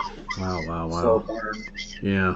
So it's been, you know, I don't mean to sit here and get all up into excuses and everything, but that's kind of where I've been for the past couple of months, and so I'm trying to put it behind me and start making some progress here. So I was just sitting here quietly watching you guys, and you said a lot of good things that have been helpful. So Well, good. hopefully I can get some Yeah. momentum built up. The biggest thing is the things that rob your momentum, the things that are within our control, not the things that are not, because we can only control what we do, our decisions, our choices, and um, the biggest things. There's a reason why I give you guys the 3 simple rules to master success, right? I mean, when I say follow the training, a lot of people take that for granted, and they're like, yeah, yeah, or they give me the. I've heard that a million times from other people, and then they start to realize actually how important it is to to the whole idea behind the momentum that I just explained. That's why I spend a lot of time whenever I see somebody that's been robbed of their momentum from the choices they've made or from outside influence that they do have control over. It's something I make sure to point out, not to be a dick, but because I want you to see what I see and head it off at the pass the next time. Because again, the difference between people starting out right now in like this little tiny boat, there's nothing wrong with a tiny boat. You're in a boat versus an ocean freighter with 50 clients. I mean, you really, really, really do not want to make mistakes at sea in an ocean freighter than you would in a dinghy. I mean, because a dinghy you can turn very, very quickly. You can move very, very quickly, whereas an ocean freighter, it's half an hour to even think about turning. And that's actually, I don't know if anybody's seen the movie based off of Captain Lou Phillips. Have you seen that? The with Tom Hanks? Oh, I did actually. Where Yeah. they The pirates, they the get Somalian pirates. hijacked. Yeah. Have you? Right, Did you right, see right. what it took to turn that boat? Even just Right. 5 degrees. I mean, it was ridiculous, right? And they did Yeah. their best to use this huge ocean tanker to like turn off these more or less like life raft dinghy boats, right? That were carrying Somalian pirates, right? And they jump Right. on, and Right. I'm the captain now, right? Like that. That's the famous line. Yeah. Anyway, that's I don't want you guys out there one day, and I've seen this happen, by the way. I've seen people um, build a massive agency, no joke, in a very short period of time where they went through the classes of dinghy to yacht to ocean freighter, 70 clients, 80 clients. I've seen 50 clients. I've seen people do that and grow very quickly within a couple of months, few months, and then now they're in this ocean freighter and they're repeating the same history or patterns psychologically that we're talking about that rob them of that momentum. But now they're in this big ass freighter, and it's like you just lost the ability to turn, and you're in an ocean freighter. You know what I mean? Like, and they're looking at me like, "Help me turn the boat," and I'm like, "With what?" You know what I mean? I told you we were coming up on the iceberg. You know what I mean? I really don't know what I can do for us now. Like, and it's not even an us thing. It's not like I'm a partner in that business. I'm just a mentor. I pointed out the iceberg. I told you we should have turned way back. So I'm trying to do that now while people still have the smaller boats and understanding that yes, today you can turn very quickly. Tomorrow might not be the case, and to be aware of what it was that that cost you that momentum, right? That way, later down the road, you don't have to worry about that. I had one guy who I got a ton of stories about this kind of stuff in this model, by the way. Not in something unrelated, although unrelated would still be very very valuable. But in this business model, I had somebody who 3 different times going from 0 clients in this model to dozens of clients in this model. 3 different times tried to scale the business, not using the basic concepts of what I teach on how to scale and the types of software to use, for example, with those staff. And while it wasn't a requirement, I mean, I never order people to do shit. At the same time, I can't help you with something that I didn't teach you on, or teach you to build, that kind of thing, right? Not really help you, right? So people come to realize very quickly, usually, that they've made the mistake. They fix it, and then they think all is well, and not realizing that that urge to do their own thing, for example, in this scenario that I'm explaining, cost them this time, but it cost them the second time they had the urge, and the third time it's now a bad habit. And I don't mean like a bad habit for my personal taste. I mean a bad habit because it totally robbed this person of the momentum, and soon after we stopped working together, because every time I would give this person something, it turned into well, they're going to try their own thing first anyway. So I kind of lost interest in trying to mentor someone who is going to go try their own thing first, right? Out of the gate, I'm talking with building an agency. Now if somebody came to me and they had a 6-figure, 7-figure agency, and they wanted to share some things with me, I have no problems with that at all. Where I have a challenge in teaching people is the people that start out from basically bootstrapping. I want to teach you to get to a point where you've got 6 or 7 figures coming in, and then you learn me a few things. That's what I want, because I know that even if you were to make a mistake, it's going to not cost you near as much, right? Because you have the financial resources, you have the staff in place, you have the time to be able to spend on fixing a mistake or improving a process or something. And those things become valuable not only to you but to me as well when you share them with me. Starting that process or those habits out of the gate costs you a lot, especially in the first year or two of the business. You have enough. Everybody here has enough, to more than enough, and will continue to have that to grow your business to 6-7 figures without even blinking, keeping your head down, doing what I'm giving you, right? Running what I'm giving you, and then get creative, right? There's plenty of time for that later. As long as I don't die early or die young, then there's plenty of time for us to work on those things later and share those ideas. And I'm always open to those things. Just not when you're at 0 clients, or not when you're at 10 clients or 50 clients. I mean, those are critical stages that if you don't have the systems and processes built out to go from 50 to 60 and be completely hands off of the business, if you don't have those systems and processes in place to do that, your business could run into an iceberg because somebody's not at the helm, right? Somebody's not at the up on the bridge, and that's bad.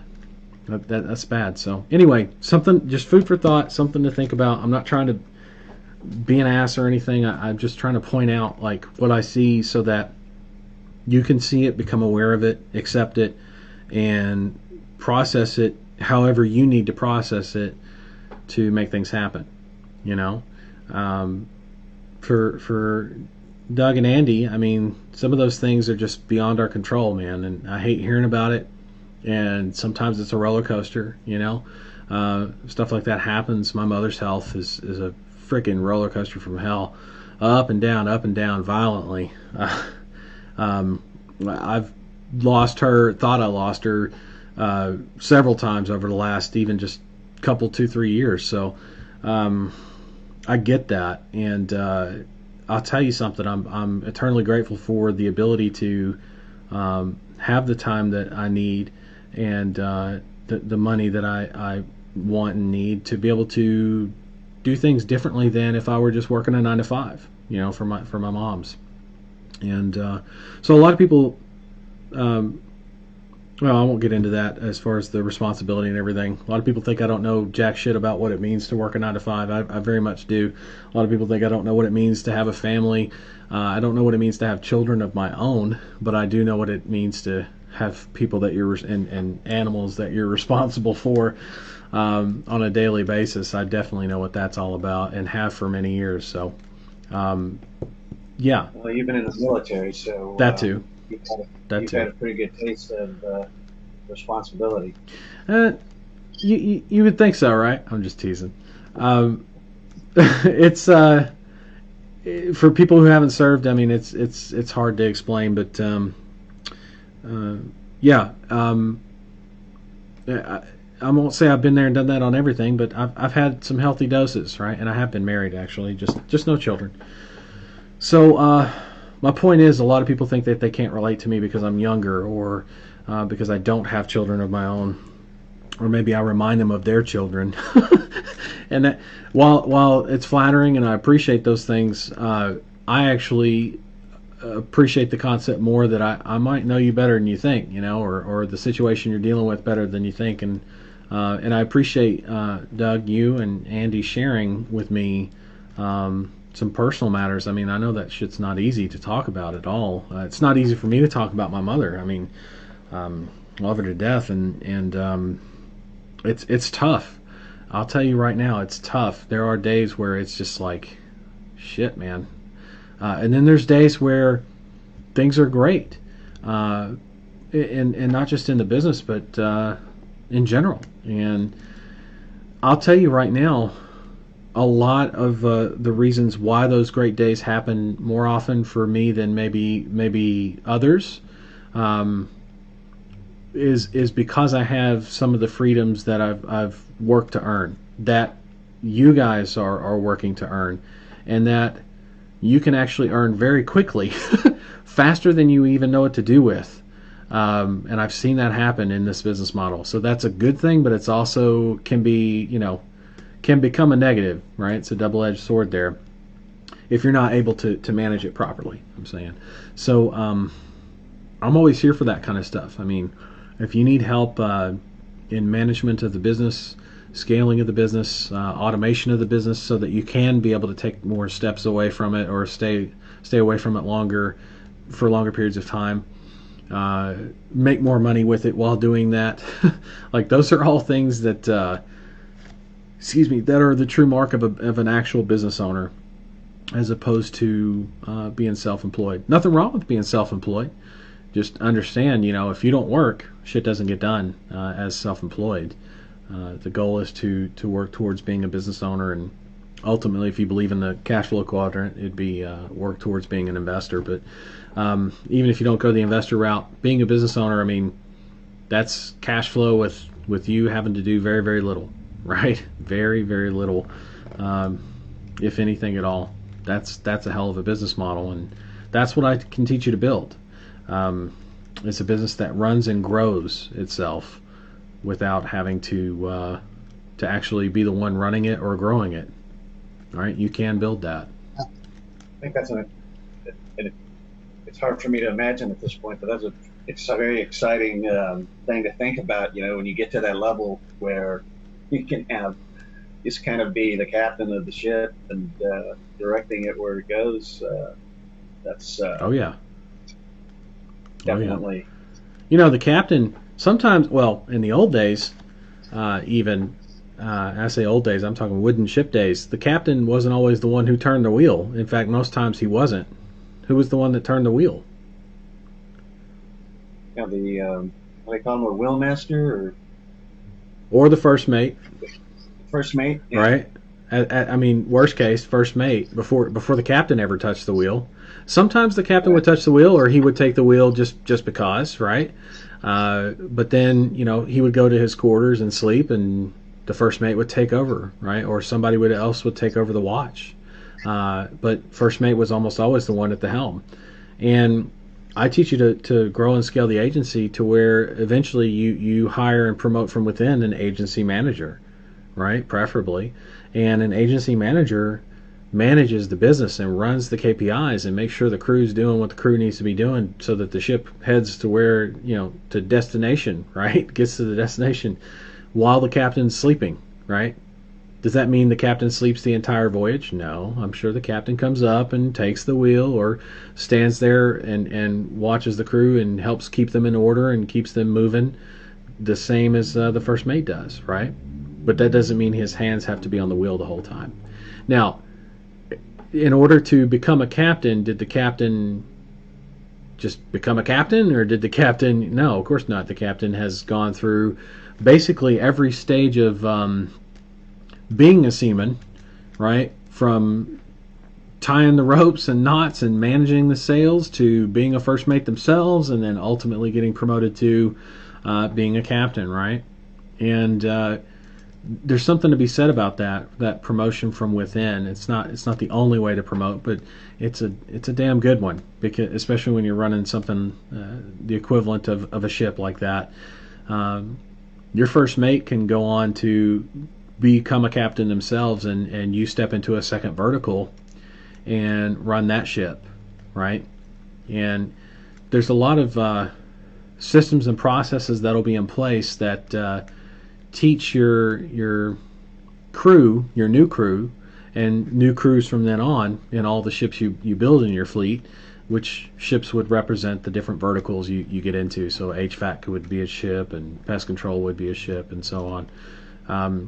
And each crew you teach with the systems and processes, that's basic training. That's like the basic training camp. So of the modern military, you have 8 weeks, 13 weeks, right? Whatever it is for Marines, Navy, Armies, 8 weeks, 9 weeks, right? Air Forces now, 8 weeks, 9 weeks, something like that. I don't know how long the Coast Guard is, but whatever.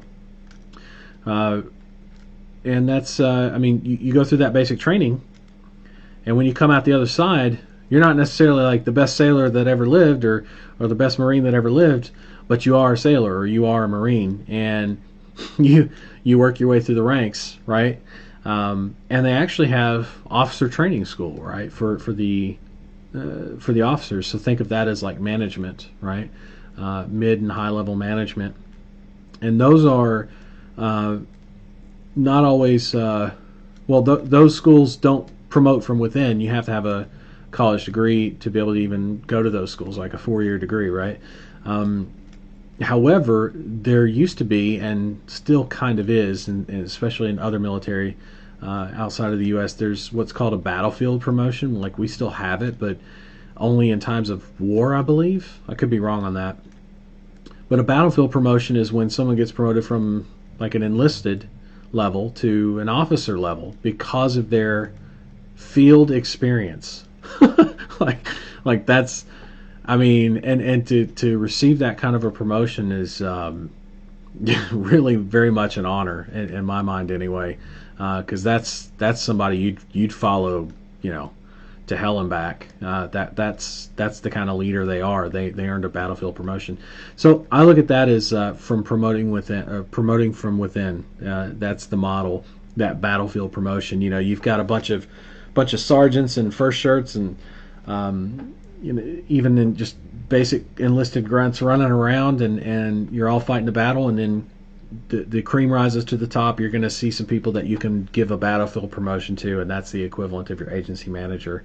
And because they are battle tested, how they're going to perform in battle as an officer, as an agency manager, for example. And not that everything's related to the military, but man, it sure is a great analogy of how to identify, define, and shape and grow the leadership from your own team that you end up hiring and training and building the systems and processes that they not only use, but that they use to run and grow the business, and then also to not just grow in terms of more clients and more campaigns, but grow in terms of hiring. Your staff that you've hired and trained knows how to now hire and train other staff. It's no longer you doing the hiring and training and interviewing, right? Hiring, interviewing, hiring, and training. Your staff can do that now. That's systems and automation that runs itself. It's a a captain's job to go, you know what, let's turn 5 degrees port. He doesn't actually have to go. He doesn't have to. He can, but he doesn't have to go and turn that rudder, right? He doesn't have to go and turn that wheel. He can, but his first mate's right there. He says 5 degrees. First mate turns it 5 degrees. The crew reacts, does what they need to do on the sails, and off goes the ship, right, to the right direction, or to the direction that the captain stated. And that can happen very, very easily, and you'd be surprised how quickly you can build something like that. It actually becomes very addictive when you build stuff like that. Systems that run systems, and systems that run people, and people that run systems, and then quality control and KPIs on all of it. That's and then an agency manager over that. That's your field officer, and you become, the general, right? The guy who calls the shots, or the commander-in-chief, I guess, at some point. But yeah, that's the value, I guess, in knowing what it is that you're up against, and everybody has their challenges, right? Challenges are not created equal. Everybody has different challenges. Some people have the 9 to 5, some people don't. Some people have sick family members, some people don't. Some people have children, some people don't. Some people are married, some people are not. You get the idea. Some people have a habit of, and here's where it gets interesting, some people have a habit of trying their own shit always first, trusting what they think is to be right over everybody else's opinion, even if they've seen other people that are successful with, for example, my systems and training, will still do their own thing first every time anyway. They're going to rob themselves of their momentum every time they do that, because I guarantee you there's going to be some screw-ups in there. And I don't mean people, I mean things that are screwed up. And that robs you of the momentum, right? There's going to be people that have habits of not being consistent, like habits of not making this a habit. As odd as that sounds, it's true. There's going to be people that let certain things get in the way mentally of, I've tried this before, and then they're going to do it again. There are people that have habits of, get this, there are people that have habits of, oh man, what's the first step, right? Knowing that you can drive a qualified phone call if that's what if you're a doubter, right? And there's nothing necessarily wrong with being a doubter as long as you're aware that you're a doubter and you work towards not being one. And I don't mean changing who you are. I mean changing your perspective and understanding, man, I don't know if I can do this, right? That's the doubter. The doubter, oh, I don't know if I can drive phone calls. Boom, they run a campaign, they start driving phone calls. Are they done doubting? Nope. What's the next thing they doubt? Man, I don't know if I can get clients. Boom, they get their first client. What's the next thing they doubt? Are they done doubting? Nope, they're going to doubt something else. What are they going to doubt? Man, I don't know if I can get a bunch of clients, right? Man, I don't know if I can hire somebody. Man, it's never going to fucking end. Like, that's exactly the doubter's, that's what the doubter does. And I'm not saying that the doubter's a bad person or that that they suck. I'm just saying the doubter's a doubter. They've got to become aware of that and say, shit, I got to stop fucking doubting this. I mean, this guy's taught people to do 6 and 7 figure businesses in this model with this stuff, this training, and he's here on these calls like religiously, and even if he misses one, he reschedules it. And where the fuck else do you see that kind of stuff? It's very rare. Is my point. But I look at that and I go, okay, well, you should look at this and go, okay, I shouldn't necessarily doubt right away. Short circuit it. Okay, I know I want to doubt that, but I'm not going to doubt that till I've at least tried it. Right? Or at least tried it and gotten some help with it. Right? That kind of an attitude. And that makes a big difference in how you produce and the momentum that carries forward, because it's at a certain point, you're going to be 17, 18 clients in or something, and you'll be like, you're going to have this thought of doubt creep in. Sorry, I got that wrong. Thought of doubt creep in, and it could be about, man, I don't know if I'm going to be able to find a campaign manager. And you're going to sit there and go, wait a minute, I got 18 clients, I'm at a profit where I'm considering, leaving my job if I haven't left it already. I've already hired position 1, position 2, and now I'm sitting here doubting if I'm going to be able to hire. At some point, it's going to click for you, because if you're made aware of it now, as the doubters are made aware of doubting. And again, this is just an example. There's many different types of personalities and personal habits that can keep you from, or rob you from, the momentum that you can build up. But the idea is you're going to look at that and eventually go, man, that's crazy. Of course I can hire somebody. Why would I not be able to all of a sudden just do this? Because I was able to do all of these things, right? Drive the qualified phone calls, find the clients, scale the business. There's no reason why you can't scale to the next position. That's silly. That's ridiculous. Hearing it from me is one thing. That's where you can become aware and understand.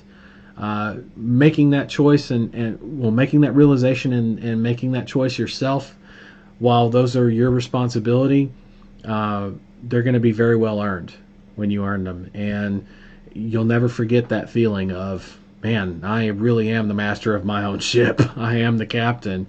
That's awesome, right? So anyway, something to think about.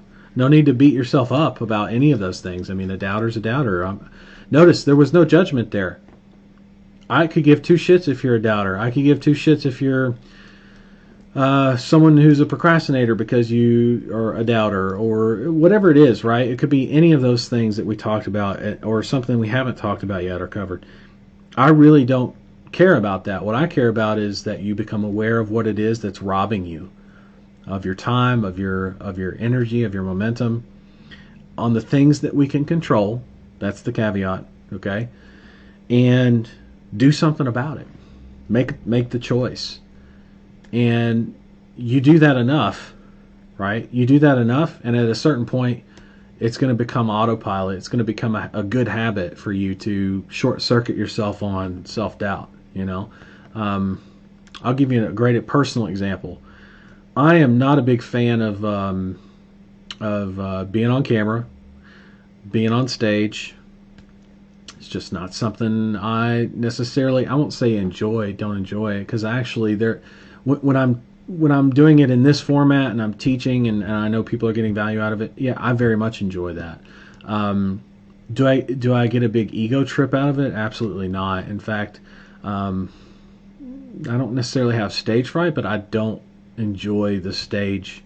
That's one place that the only time you'll get me on stage is if I've been invited to teach people to do something, like specific instructional kind of workshop. You're not going to get me up on stage to do Toastmasters or anything like that. And I've actually done that before, gotten up in front of people before and faced that, not necessarily as a fear, but faced it as something that made me uncomfortable, but dealt with it and ad-libbed and everything. And actually surprised myself, did better than I thought, but still it was not comfortable for me, did not enjoy it. And I realized very quickly that where I shined was when I had a topic, when I had something to focus on. Even if it wasn't my topic, I actually tended to do very well with it because I had a focus point. And it made the conversation very easy. Does that mean I'm like the master at being on stage? No, not even close.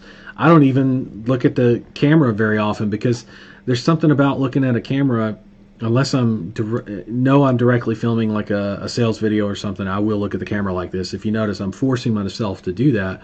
But I like to, on a coaching call, be able to look out the window, let my mind wander to the places it needs to wander. That's a visual representation of how my mind works. Normally, if I were on a call like this and you didn't have me on video, I'd be on a phone call, right? I'd phone it in, and I'd be pacing like a crackhead, because that's my process. I pace. I'm a pacer. It really helps me. So when I can't pace, and I say can't, I mean because I'm sitting down, I need to be able to look places. I need to be able to look out and about, look at my different screens, that kind of a thing, right? Anyway, we all have our thing, is my point. And I'm not big on stage presence or anything like that. And I'm not saying that I won't pick it up and learn it more, but only for the purpose of delivering the message more efficiently and effectively in a workshop style format. Like that's my thing. Outside of that, you wouldn't catch me dead on a stage or on a live coaching call. I'm very much an introvert in that way. Notice I'm aware of those things. I know what my strengths are. I play to those. I also know what it is that I need to do to improve maybe some of the weaker areas of the stage presence, for example, or of the looking at the camera more often. But notice my focus is more, if anything, on the strength side of the delivery of what I'm teaching as opposed to where I'm looking. Or the fact that I'm walking, or I have a tendency to bounce my leg, and I know that like shakes me, and it looks like I'm doing this. I get all that. You're not supposed to chew gum. I tuck it away in my cheek, like I've done today. You're not really supposed to spend a lot of time drinking water, but I spend a lot of time on calls, so I kind of have to. Not supposed to say a lot. Right, but that's me thinking, right? That's my process, and I tend to do better with pre-prepared, again, topics, so that I don't say words like and notice I'm actively not saying the word now. But it does come up, right? It does come up when I'm in thought mode. I'm aware of those things. I do the best I can with them, and don't let that rob me of the message, right, or the training that I'm delivering. I think that's the main point that I'm trying to make, and everybody has their thing, right? Everybody has things that will rob them. Yeah.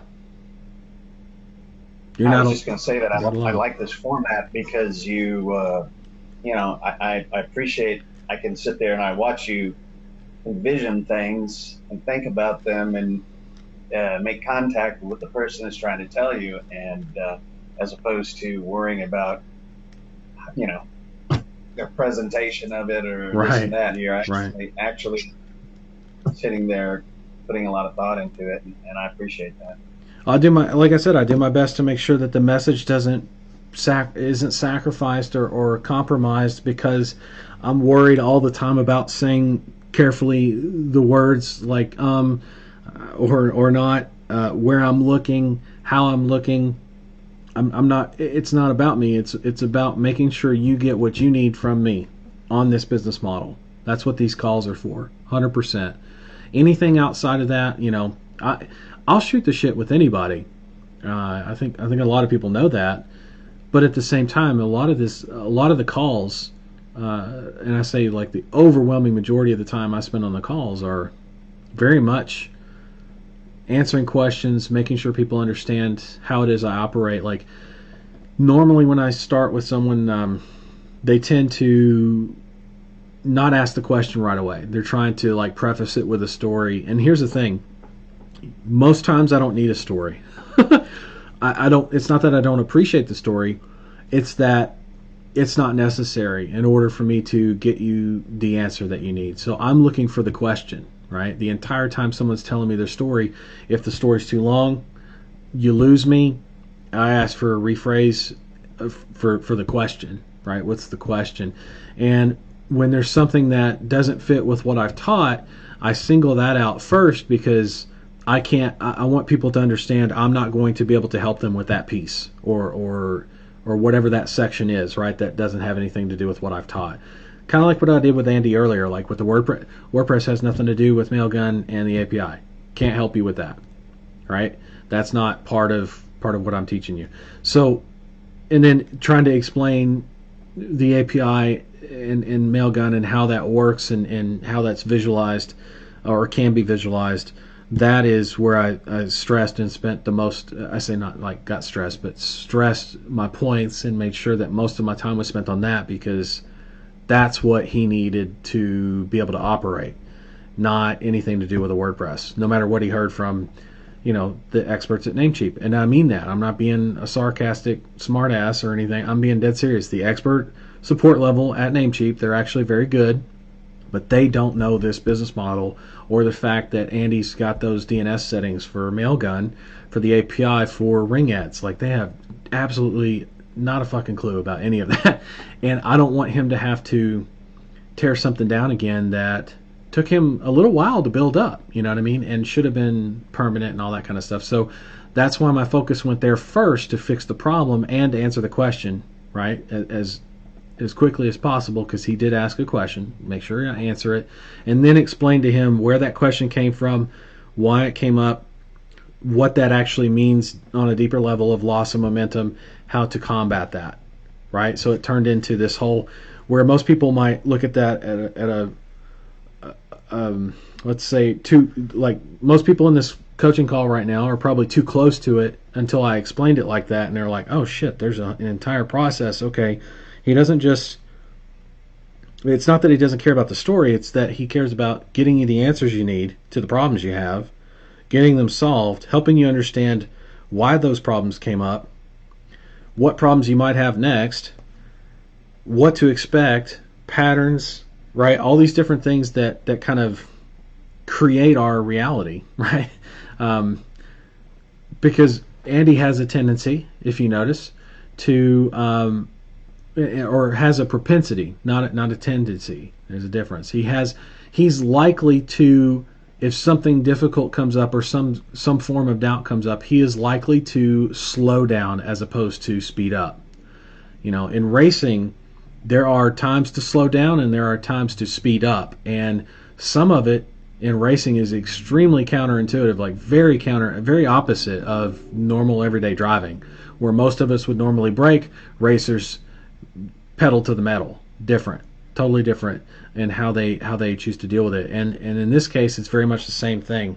You've got certain times to slow down and certain times where you it's counterintuitive, but you need to mash the gas, right? And that's what I was trying to explain to him and share with him. And it happened once. That doesn't make it a pattern or anything. It's definitely something I would be aware of, because I'll tell you right now, in this business model, if something happens to you once like that, it could happen again very easily. And I don't want anybody to, Andy or anybody, to be robbed of their momentum because of something as simple as not discussing with me on a semi-regular basis, or asking questions for fear of feeling stupid or inadequate. Those are totally not acceptable feelings to have around me. And I say that as a joke because I know we all have them. But I also mean it. Like, you should feel like you can be able to come to me and you're going to get the straight dope every time. I'm not going to bullshit you, but I'm also not going to knock you down in the dirt. That's not what I do. I want to make sure you see what did knock you in the dirt, and that it wasn't me. It was whatever decision or choice or whatever came your way. Recognize it, understand that it's a pattern. It could happen again, what to do about it, and move on from there. And next time you'll have a choice. Like, you'll understand the choice and possibly make a different choice the next time, and then you don't get knocked down in the dirt, and you can come share the win with me, right? Because I love hearing about stuff like that, where it's like, man, I started to doubt myself about XYZ, and then I realized I had come this far. And when I start hearing that from people, for example, from like a doubter, who's a serial doubter, right? When I hear that, I'm like, oh, wow, they just got it. They just figured it out, that they've done so much already, and they see the path behind them and know that they're going to be able to take the next step forward. Like, that makes a huge difference. And again, doubting is just one form of patterns, if you will. There's a bunch, but we've covered several. And if anybody has anything that comes up, I'll be sure to not point it out, but address it, and what to do about it, I guess, is the main thing. Right? These calls aren't just, hey, I'm going to go get clients and this is how I'm going to do it. But they are. I will look at those things. I'll look at your campaigns. But I'm also going to give you some mindset, especially if I hear that you're stuck on something, or that you feel robbed of your momentum. There's times that we can do something about it, and there's times where it's just beyond our control. You've got to focus at that point on just the consistency factor. Just remain consistent, you know. Ups and downs in family health, or your own personal health, you just remain consistent. keep doing what you're doing, right? That's what it comes down to. Doug, did you need anything else? No, I appreciate what you just said, and I was pretty much because I basically got robbed of my momentum with all this stuff going on, and so Yep. everything that you said here is very pertinent, and I Okay, good. appreciate hearing that. I'm, I, I'm glad to just get a little input like that. So thank you. It goes a long way. I know it does. And like I said, I won't say that I know your pain or that I know exactly what you're going through, but that I understand more than most. And also, when it comes to this business model and dealing with those personal challenges of other family health and things like that, I understand not only more than most, but understand on a much deeper level than most as well, and how it can actually impact your energy levels, your motivation, your momentum, all the above, and what to do about it. Or what can be done about it. And at the end of the day, pick a task, a singular task, like, hey, I'm going to get my agency website up. Screw everything else. In other words, short circuit everything else I've taught you up to this point, and just focus on what I've taught you on how to build the agency site if you don't have that done yet. That's why I always talk to people and say, hey, what are your next steps? Right? I don't do that to be patronizing. I do it to genuinely. I have a genuine interest in making sure that you know what comes next, and what to expect. In other words, not only have you managed your own expectations and you know what comes next, but if you don't hit your expectations, you know you got a problem. You immediately come get it fixed, right? Or fix it yourself. One of the two. And you either know how or you don't, and if you don't, you know where to go, right? If you know how to fix it, you fix it, because you know it didn't match your expectations. And so that's why I always ask what your next steps are. So for you, Doug, I would say or ask, what's the next thing for you to work on? What's your next step? And that's all you need to focus on. Yeah, actually, I've I've gotten just so thrown off course.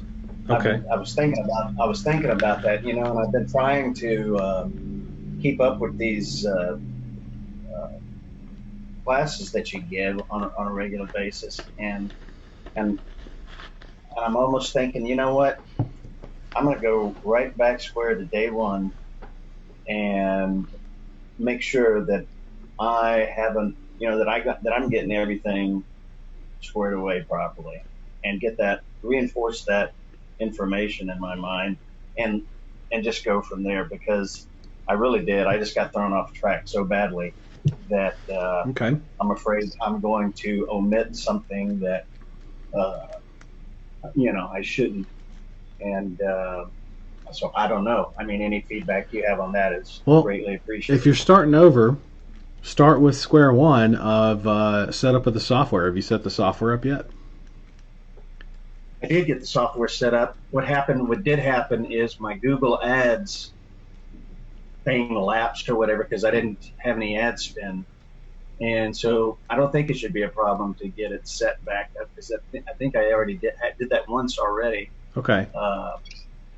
Way back when. So then what I would do is take the first step, make sure all your APIs and stuff are set and ready to go. Kind of reintroduce yourself to the platform, right?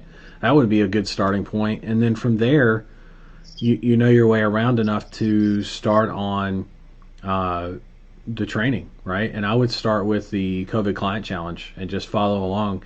So then, today or tomorrow, work on reacquainting yourself with the platform, making sure your APIs are all in order. There's software training for that. If that takes you more than a couple days, you're probably doing it too long. And then keep in mind, I'm not saying you have to do something every day either, right? Not saying you have to do something every day, especially if you got stuff going on. I'm just saying take that next step, and then from there, you can figure out what the next steps are. I would go into day one of the COVID Client Challenge, and then the next step after that, day 2, day 3. They're numbered, so that it's not going to be. It's a no-brainer in terms of what comes next, as long as you're keeping track of what day you're actually on by writing it down or something. That's easy. So that's where I would start, and there's nothing wrong with starting over. I've seen many people do that because of so much time has elapsed, or and they haven't. They didn't remember where they left off because they didn't write it down or because they didn't make note of it, which should be a learning lesson in terms of anything you do. If it's a long, complicated process, and I say complicated, it's not that complicated. If it feels like it's a huge learning curve and a long, complicated process, or it's going to take you longer than an afternoon to do, let's say that, okay? Because you can't build an entire agency in an afternoon. You can get pretty damn close, but client acquisition happens over time. Systems and processes happens over time. Scaling happens over time, right? So that said, that means you need to probably start noting where you left off. What you're currently working on. I'm not saying you got to do journal entries or anything either, but not writing something down is probably not a good thing, right? You definitely want to write something down at least to where it's like, okay, well, a month ago when I was working hard on this thing, I left off here. At least you know where to start looking, you know what I mean? And what you have done and what you haven't done yet. That'll go a hell of a long way to kind of helping you find your momentum faster. You know what I mean?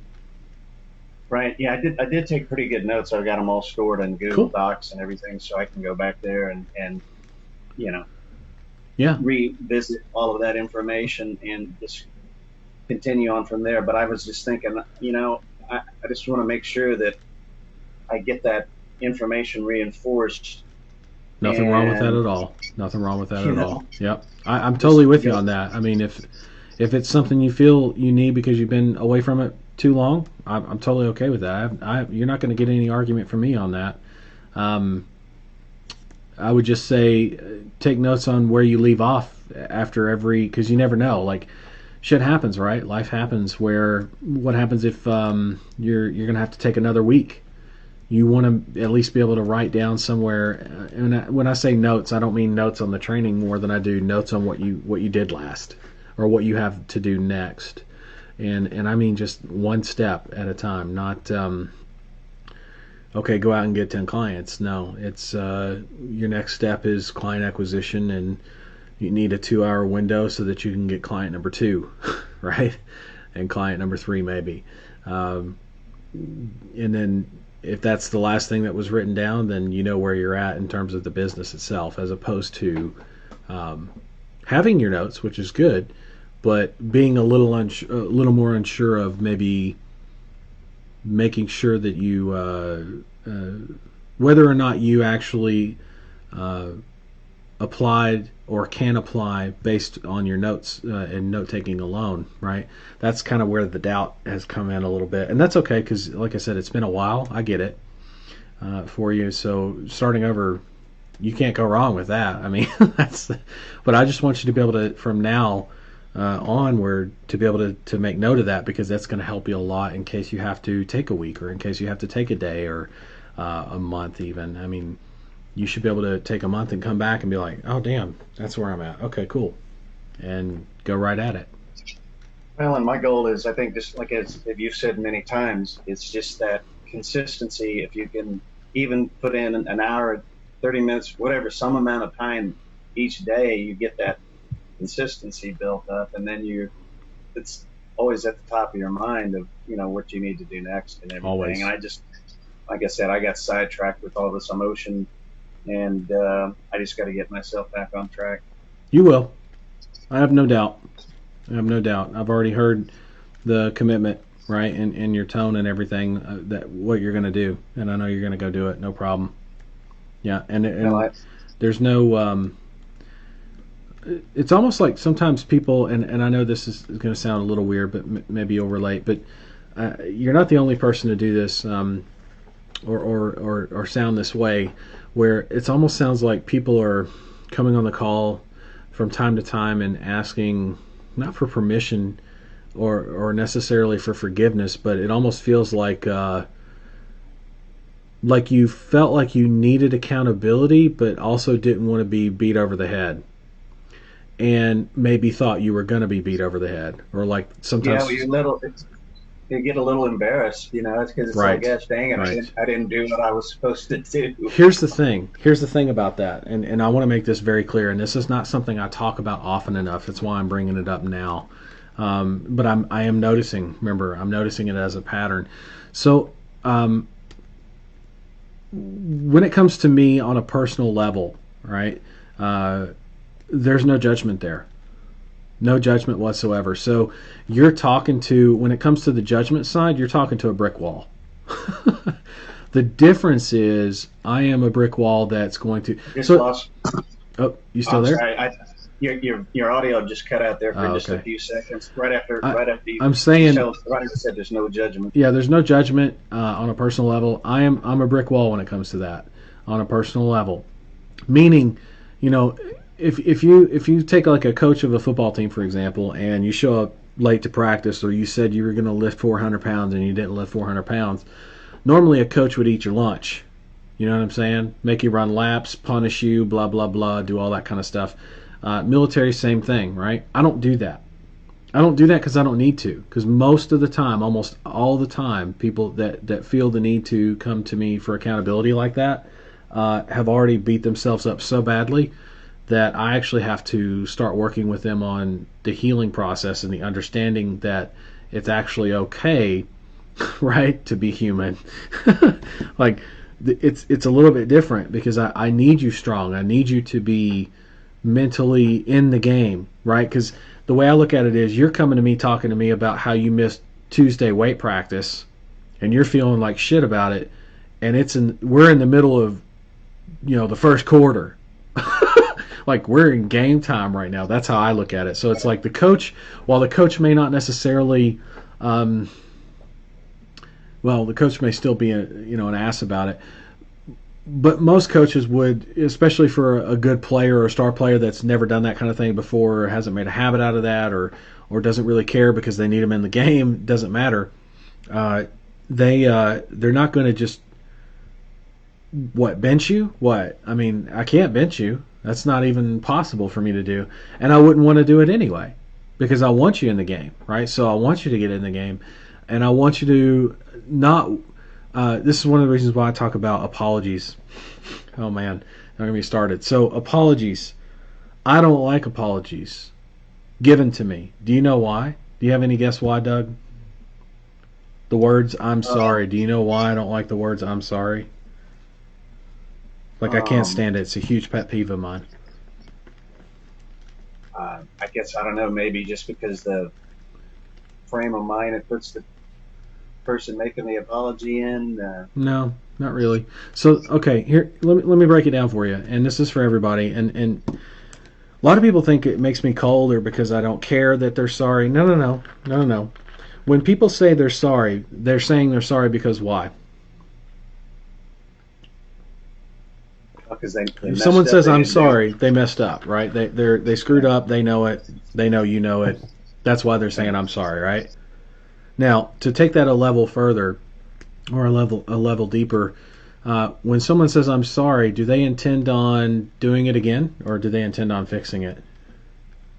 They intend to fix it. Do they really? Not in my book, because you say what you mean and you mean what you say in my world. When you talk to me, you mean what you say and you say what you mean. So here's my point. If you were to come to me and say, man, I'm so sorry I didn't get that campaign up. I don't give a shit if you're sorry or not. You didn't get the campaign up. What do I want to hear? I want to hear the words, what? I'm going to get the campaign up. Yep, that's all I want to hear. That's all I need to hear, right? Nothing else needs to be said. You don't owe me shit, by the way. You don't owe me a friggin' apology. Are you kidding? Why would you owe me an apology for that? You didn't waste my time, right? I'm here on the 14th and 28th of every month. You didn't waste my time, right? So there's no need to apologize. We tend to apologize more than we should as humans for things that all we really need to say is I'll never do that again, to ourselves or to the other person, instead of the words I'm sorry. Like, because I'll tell you right now, are you married? Nah, not anymore. Not anymore. I Okay, was. so you know what it's like to be married. I know what it's like to have been married. Here's the thing: for those of you that are married out there or have been married, would you like it if your spouse cheated on you and you were in a monogamous relationship, not an open one, and he or she said, "I'm sorry"? It doesn't mean jack shit to you, does it? What would mean more to you would be, "I'll never do that again." Right. That's where shit changes. Like when you Right. see in their eyes and you feel from them, man, that really they know how bad that hurt me. They're never going to do that again. And whether you believe them or not, of course. And I'm just using the cheating as an example. It could be anything serious. And to me, I take this business very serious because it's your business that I'm helping you with. So when you come to me and you say, "I'm sorry," I'm looking at you like you got three eyes, not because I'm trying to be a dick, but because I'm trying to make sure that you understand you're probably going to be a repeat offender, dude. Like, because you said "I'm sorry," and that doesn't mean that actually the awareness is the first step to avoiding that for next time. So, and again, it's not that I don't care about your apology or that I could care less about your apology. It's more about the fact that the apology coming from your end is not going to do you any favors. And I know that. Like, I'm self-aware of that. And I want you to be aware of that. And not just you, Doug. I'm talking everybody that says the words "I'm sorry" when really what they mean is "I'm probably going to do that shit again." That's why I'm saying "I'm sorry," because it's a free pass. The words "I'm sorry" is basically, to me, almost every time, not always, but more times than not, let's say it that way, and that's a safe bet. Like, very, very rarely, actually, do the words "I'm sorry" mean something other than "I'm asking for a free pass, probably going to happen again. Don't hold me accountable," basically. "I'm sorry, it's going to happen again. Don't fucking hold me accountable when it does." And that's not acceptable to me. And that's why people that tend to stick with the "I'm sorry" narrative, even after becoming aware of this conversation that I've had many, many times with many, many people over the years, some people still don't understand why, can't understand why I don't accept the words "I'm sorry." And again, it's not a personal thing. There's no judgment attached, more than there is the understanding that you saying "I'm sorry" actually means you're going to repeat the actions that you're sorry for. And is that doing you any favors? Because you're saying sorry now, like you owe me something too, by the way, and you don't. Like, you know, does that do? Did you win? You know what I mean? Did you win? Is that why you're apologizing? No, you didn't. Okay, how about instead of apology, "I'll never do that again," or "I won't let that happen again." And that's what makes you a better business person, a better husband, better father, better son, whatever. Insert better whatever here, is by not necessarily getting rid of apologies.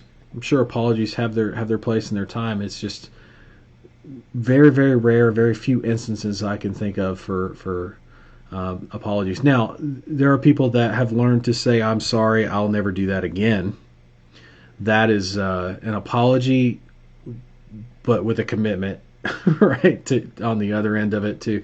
But I tend to stay away from the words "I'm sorry," not because I'm ever not sorry, but because I intend to affect change for whatever caused the sorry in the first place. Because in my mind, and there are some people out there that need to hear the words "I'm sorry." I'm definitely not one of them. I'm much more the person that needs to hear the change that's going to happen to keep you from having to be in that position again, especially when we're talking about your business, right? Your agency. And the last thing I want to have to hear you guys say over and over again is the words "I'm sorry." That's not beneficial for you. You tend to have already beaten yourself up. Like I said, there's a reason why I don't yell and scream, and there's a reason why, yeah, I may get frustrated from time to time, but only because I'm trying to make you see the points that I see, or see what become aware of what I see, so that you can be more in control and empowered and make the choices that you want to make in your business to affect the change that you want to see in your business, the positive change. The only way I can think of to do that is not say I'm sorry, right? And that's a tough one. That's a tough one for some people to understand. Some people get it right away. And whichever one you are, just understand this. It's more about what you're going to do than it is what you just did. It's more about what you're going to do, always, than what you just did. What's that movie? Actually, it's a great movie. Directed by Michael Mann. It's one of my favorite directors. He did Heat and a few others, but there was one he did with Johnny Depp about Dillinger, Public Enemies. It was like 2009, I think, 2009. Tend to be a movie buff. So Johnny Depp was playing John Dillinger, Public Enemy #1, right? Back then in the, what was that, the 30s? And he had picked up a girl and Billy Frechette, and she said something along the lines of they're at dinner together and they're all looking at her and staring at her like she doesn't belong. And he said he looks around and he said that's because they're about where people are from. And she said, "What are you about?" And he said, "I'm only about where I'm headed, right, or where I'm going." And that's kind of my point is, don't look at your past, don't look at your mistakes, even as recent as today or yesterday. Focus on where you're headed.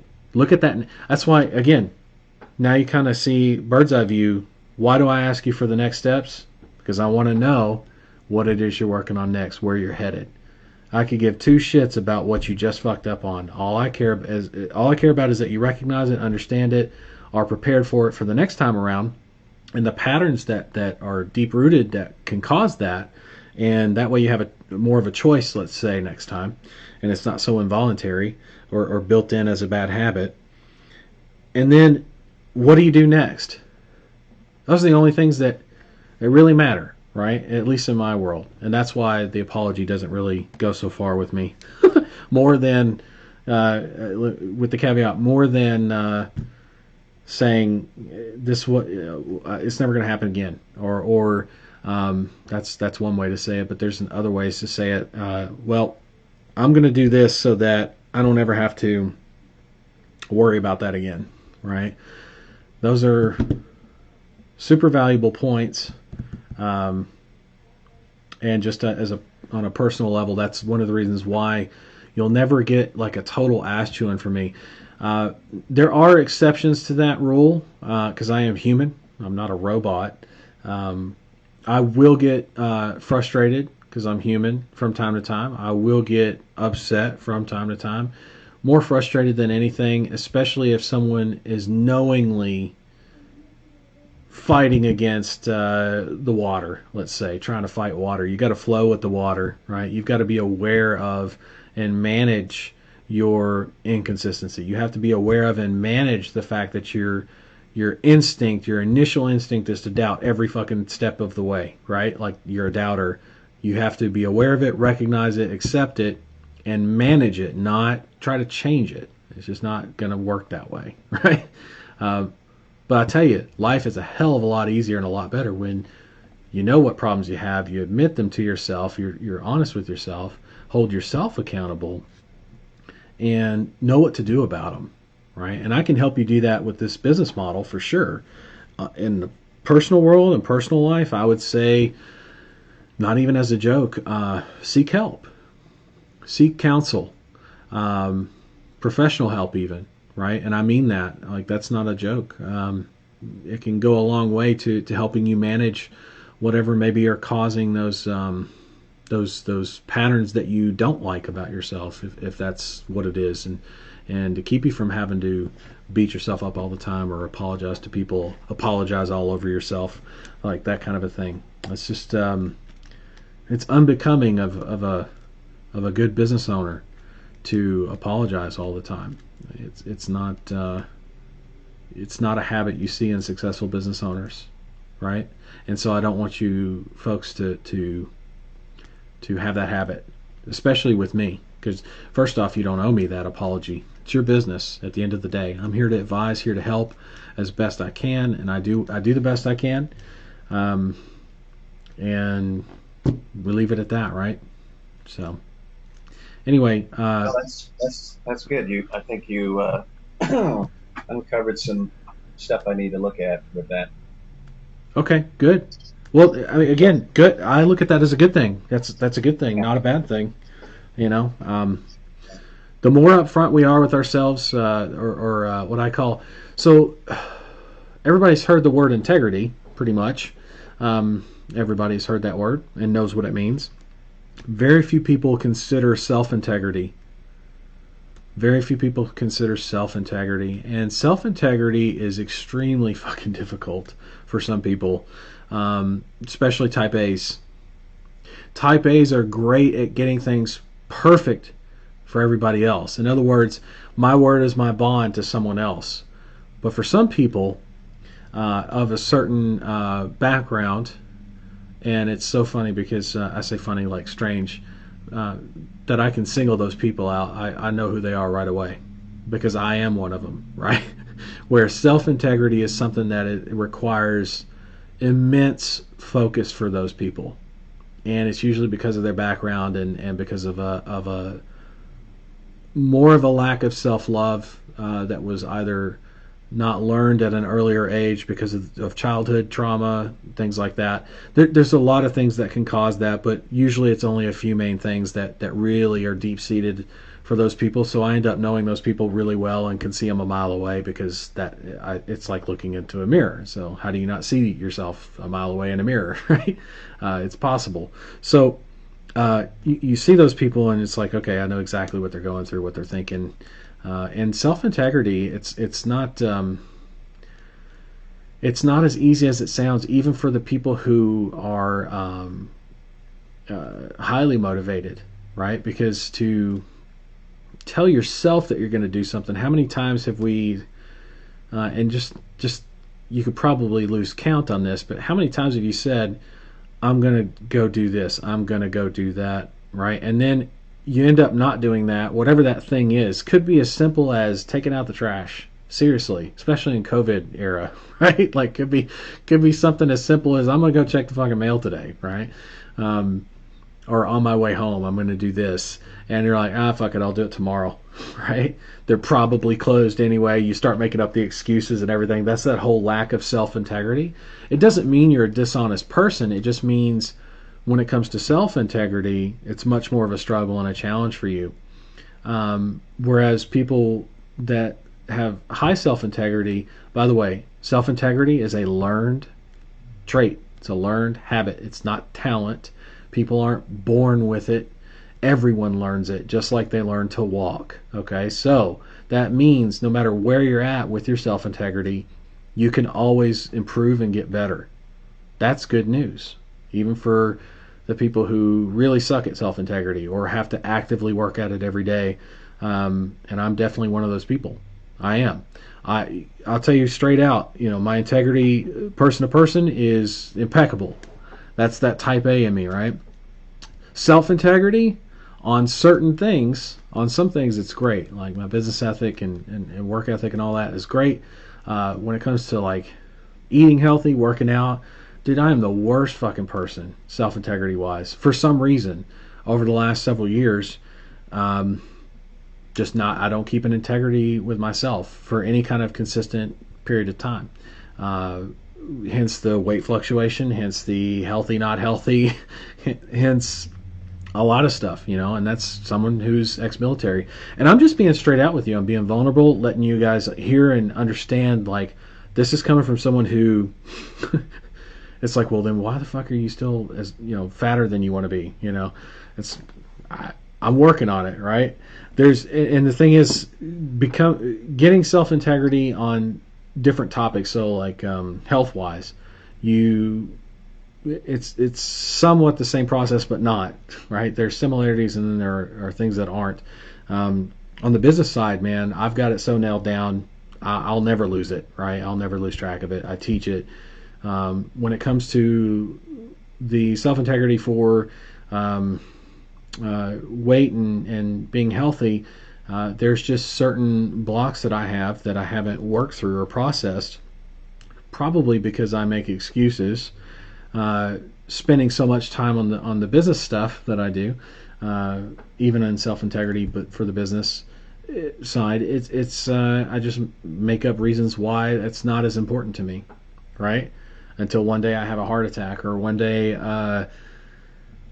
something changes in me, or I've just had enough of just feeling fat for some reason, and do something about it, right? And that's I've experienced that in the past a couple different times, and that's usually what happens is I end up getting tired of like feeling a certain way, even if it's not necessarily true. It's just how I feel. I'm like, man, I feel fat, and I'm gonna go do something about it.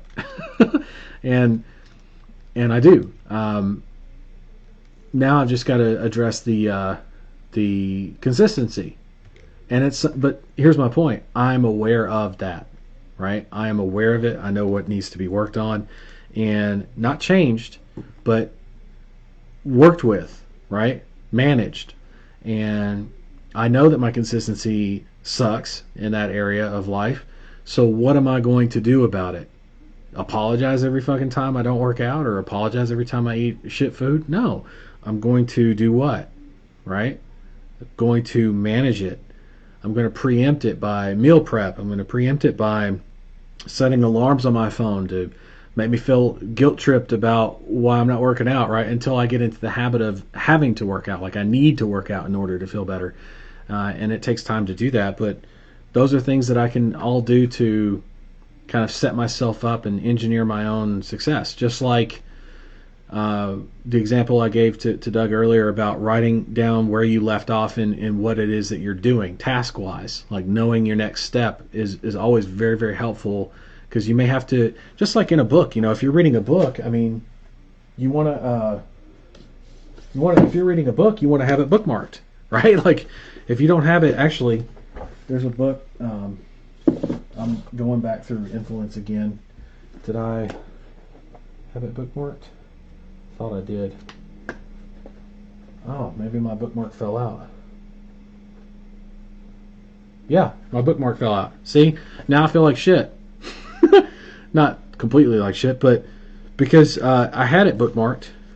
I think it was somewhere around this area, but see, I think unsure, uncertainty, blah blah blah, and that's just something as simple as could you imagine if this was my business, was my only business was to know exactly what fucking page I was on? Oh, there it is. Look, I can see it. I had the bookmark in there. Maybe it just fell out. I can actually see that I was on page 64, but only because I made the habit or preempted my. You get the idea. So, let me bookmark. That's my bookmark. And see, that's the thing. I'm in the middle of a coaching call, but I take the time to do what? Put my bookmark back in and put the fucking book back on the bookshelf. But that's the point. You make that extra effort, and that's gonna, when it comes time for me to get back to reading, that's gonna pay off in dividends in my confidence and my certainty that I'm exactly where I'm supposed to be in that book. And apply that to this business model and what you can do and not do for this business model, and you get the idea. It actually becomes very important. So, anyway, man, what a great call. I want to check the comments, see if there's nope, nobody's got anything. Okay, so if you have anything, feel free to comment or join me live in the Zoom. Ask away, and I think we'll wrap up here soon. I don't want to waste everybody's. I say waste. I don't want to take up everybody's time for hours and hours on end. I mean, I will if I need to, but I was just going to mention that earlier I was observing on Facebook, and I don't know, it cut out, and it wouldn't come back on, so I had to come back through. That's why I came into Zoom, and but I'm glad I did. Yeah, it's always good to have you. I always appreciate when people come on live. I mean, first off, it takes guts, it takes courage, because a lot of people think I'm just going to beat them over the head, or they hear like how intense the conversation can get or how deep level, and it's like, man, I don't want him peeling me back like an onion like that. But I also think it helps if, and you could tell me if I'm wrong here, but I think it actually helps if I share my experience not just pick yours apart. Like, Oh, hey, definitely. the only reason I'm able to do that, by the way, is because I've done that on myself, right? In many different times, in many different ways, um, to that level, and not just on a personal level, but in the how it relates to the business. Like, I've given it some serious thought on how very, very small changes in your personal life, or becoming aware of something seemingly very small, can actually make a huge impact into how your business is done. Um, I have the habit of bookmarking my book, and for some reason the bookmark wasn't in the book. Maybe it just fell out or something, but uh, it had been bookmarked for so long that the book actually did it, the little indentation kind of a thing, right? And showed me where the bookmark was supposed to go. That was not coincidence, right? That was not chance. That was preparedness, right? Um, that was a good habit that led to that, and that consistency that we talk about, the following the training, reaching out to support often enough, and by often enough I mean engaging with us as much as possible, it's going to go a long way to help you achieve those things. Combined, go a long way to helping you achieve what you want to achieve a lot faster than you would without any of those three things being observed, right? That's why I have them as like rules, or not really rules, but guidelines more than anything, uh, to follow, because the closer you follow them, the easier life is, for sure, in this business model. So anyway, I'm not seeing anything in the comments, and that's okay. No worries. It was a good call, and I'm not seeing anybody else that's come into the Zoom room. So I guess we'll call it. But I'll catch you guys on the next one on the 28th. And this is, again, as a reminder, the rescheduled one for August 18th. We were supposed to have this on August 14th. We normally have them on the 14th and 28th of every month, 12 p.m. Pacific Standard Time. And actually, next month is going to be interesting. So the 28th is going to be 12 p.m. Pacific Standard Time on the 28th. And then next month, in September, the coaching calls end up on Mondays, and Mondays I do the mentorship calls. So and I do them at 12 p.m. Pacific Standard Time. So that's a little bit of a conflict there for those two coaching calls in September.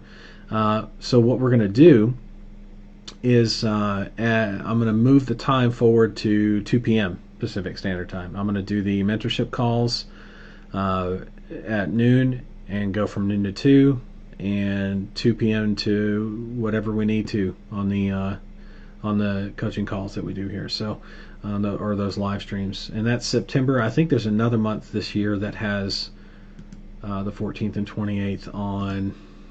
It's December. So September and December we'll do the 2 p.m. thing, the switcheroo. I'll make sure to announce it in the group. You'll know about it ahead of time. But the 28th of this month of August is all good for which is Friday. Not this Friday, but next Friday. So a week from Friday, it'll be the 28th, 12 p.m. Pacific Standard Time, and then we'll do 2 p.m. on the 14th and 28th, 2 p.m. Pacific Standard Time, because of the fact that it's on a Monday. All right, for those two calls in the month of September and in the month of December. So October, November, though, let's see, we've got Wednesday. We'll just do 12 p.m., right? No conflict there, so we do 12 p.m. like always. And November, it looks like a Saturday, so we'll just do 12 p.m. like we always do, no conflict. So, yeah, let's bounce out of here. It's been a good call, though. Appreciate everybody. Keep working hard in your business, and by working hard, I mean just focus on the next step and get that done, and then the next, and the next. And it'll come to you, right? If you follow the training and you're consistent, it will come to you actually a hell of a lot easier than you might realize. Even if you have to start over, it's totally okay. Okay? And don't beat yourself up so damn hard, right? Just stay focused.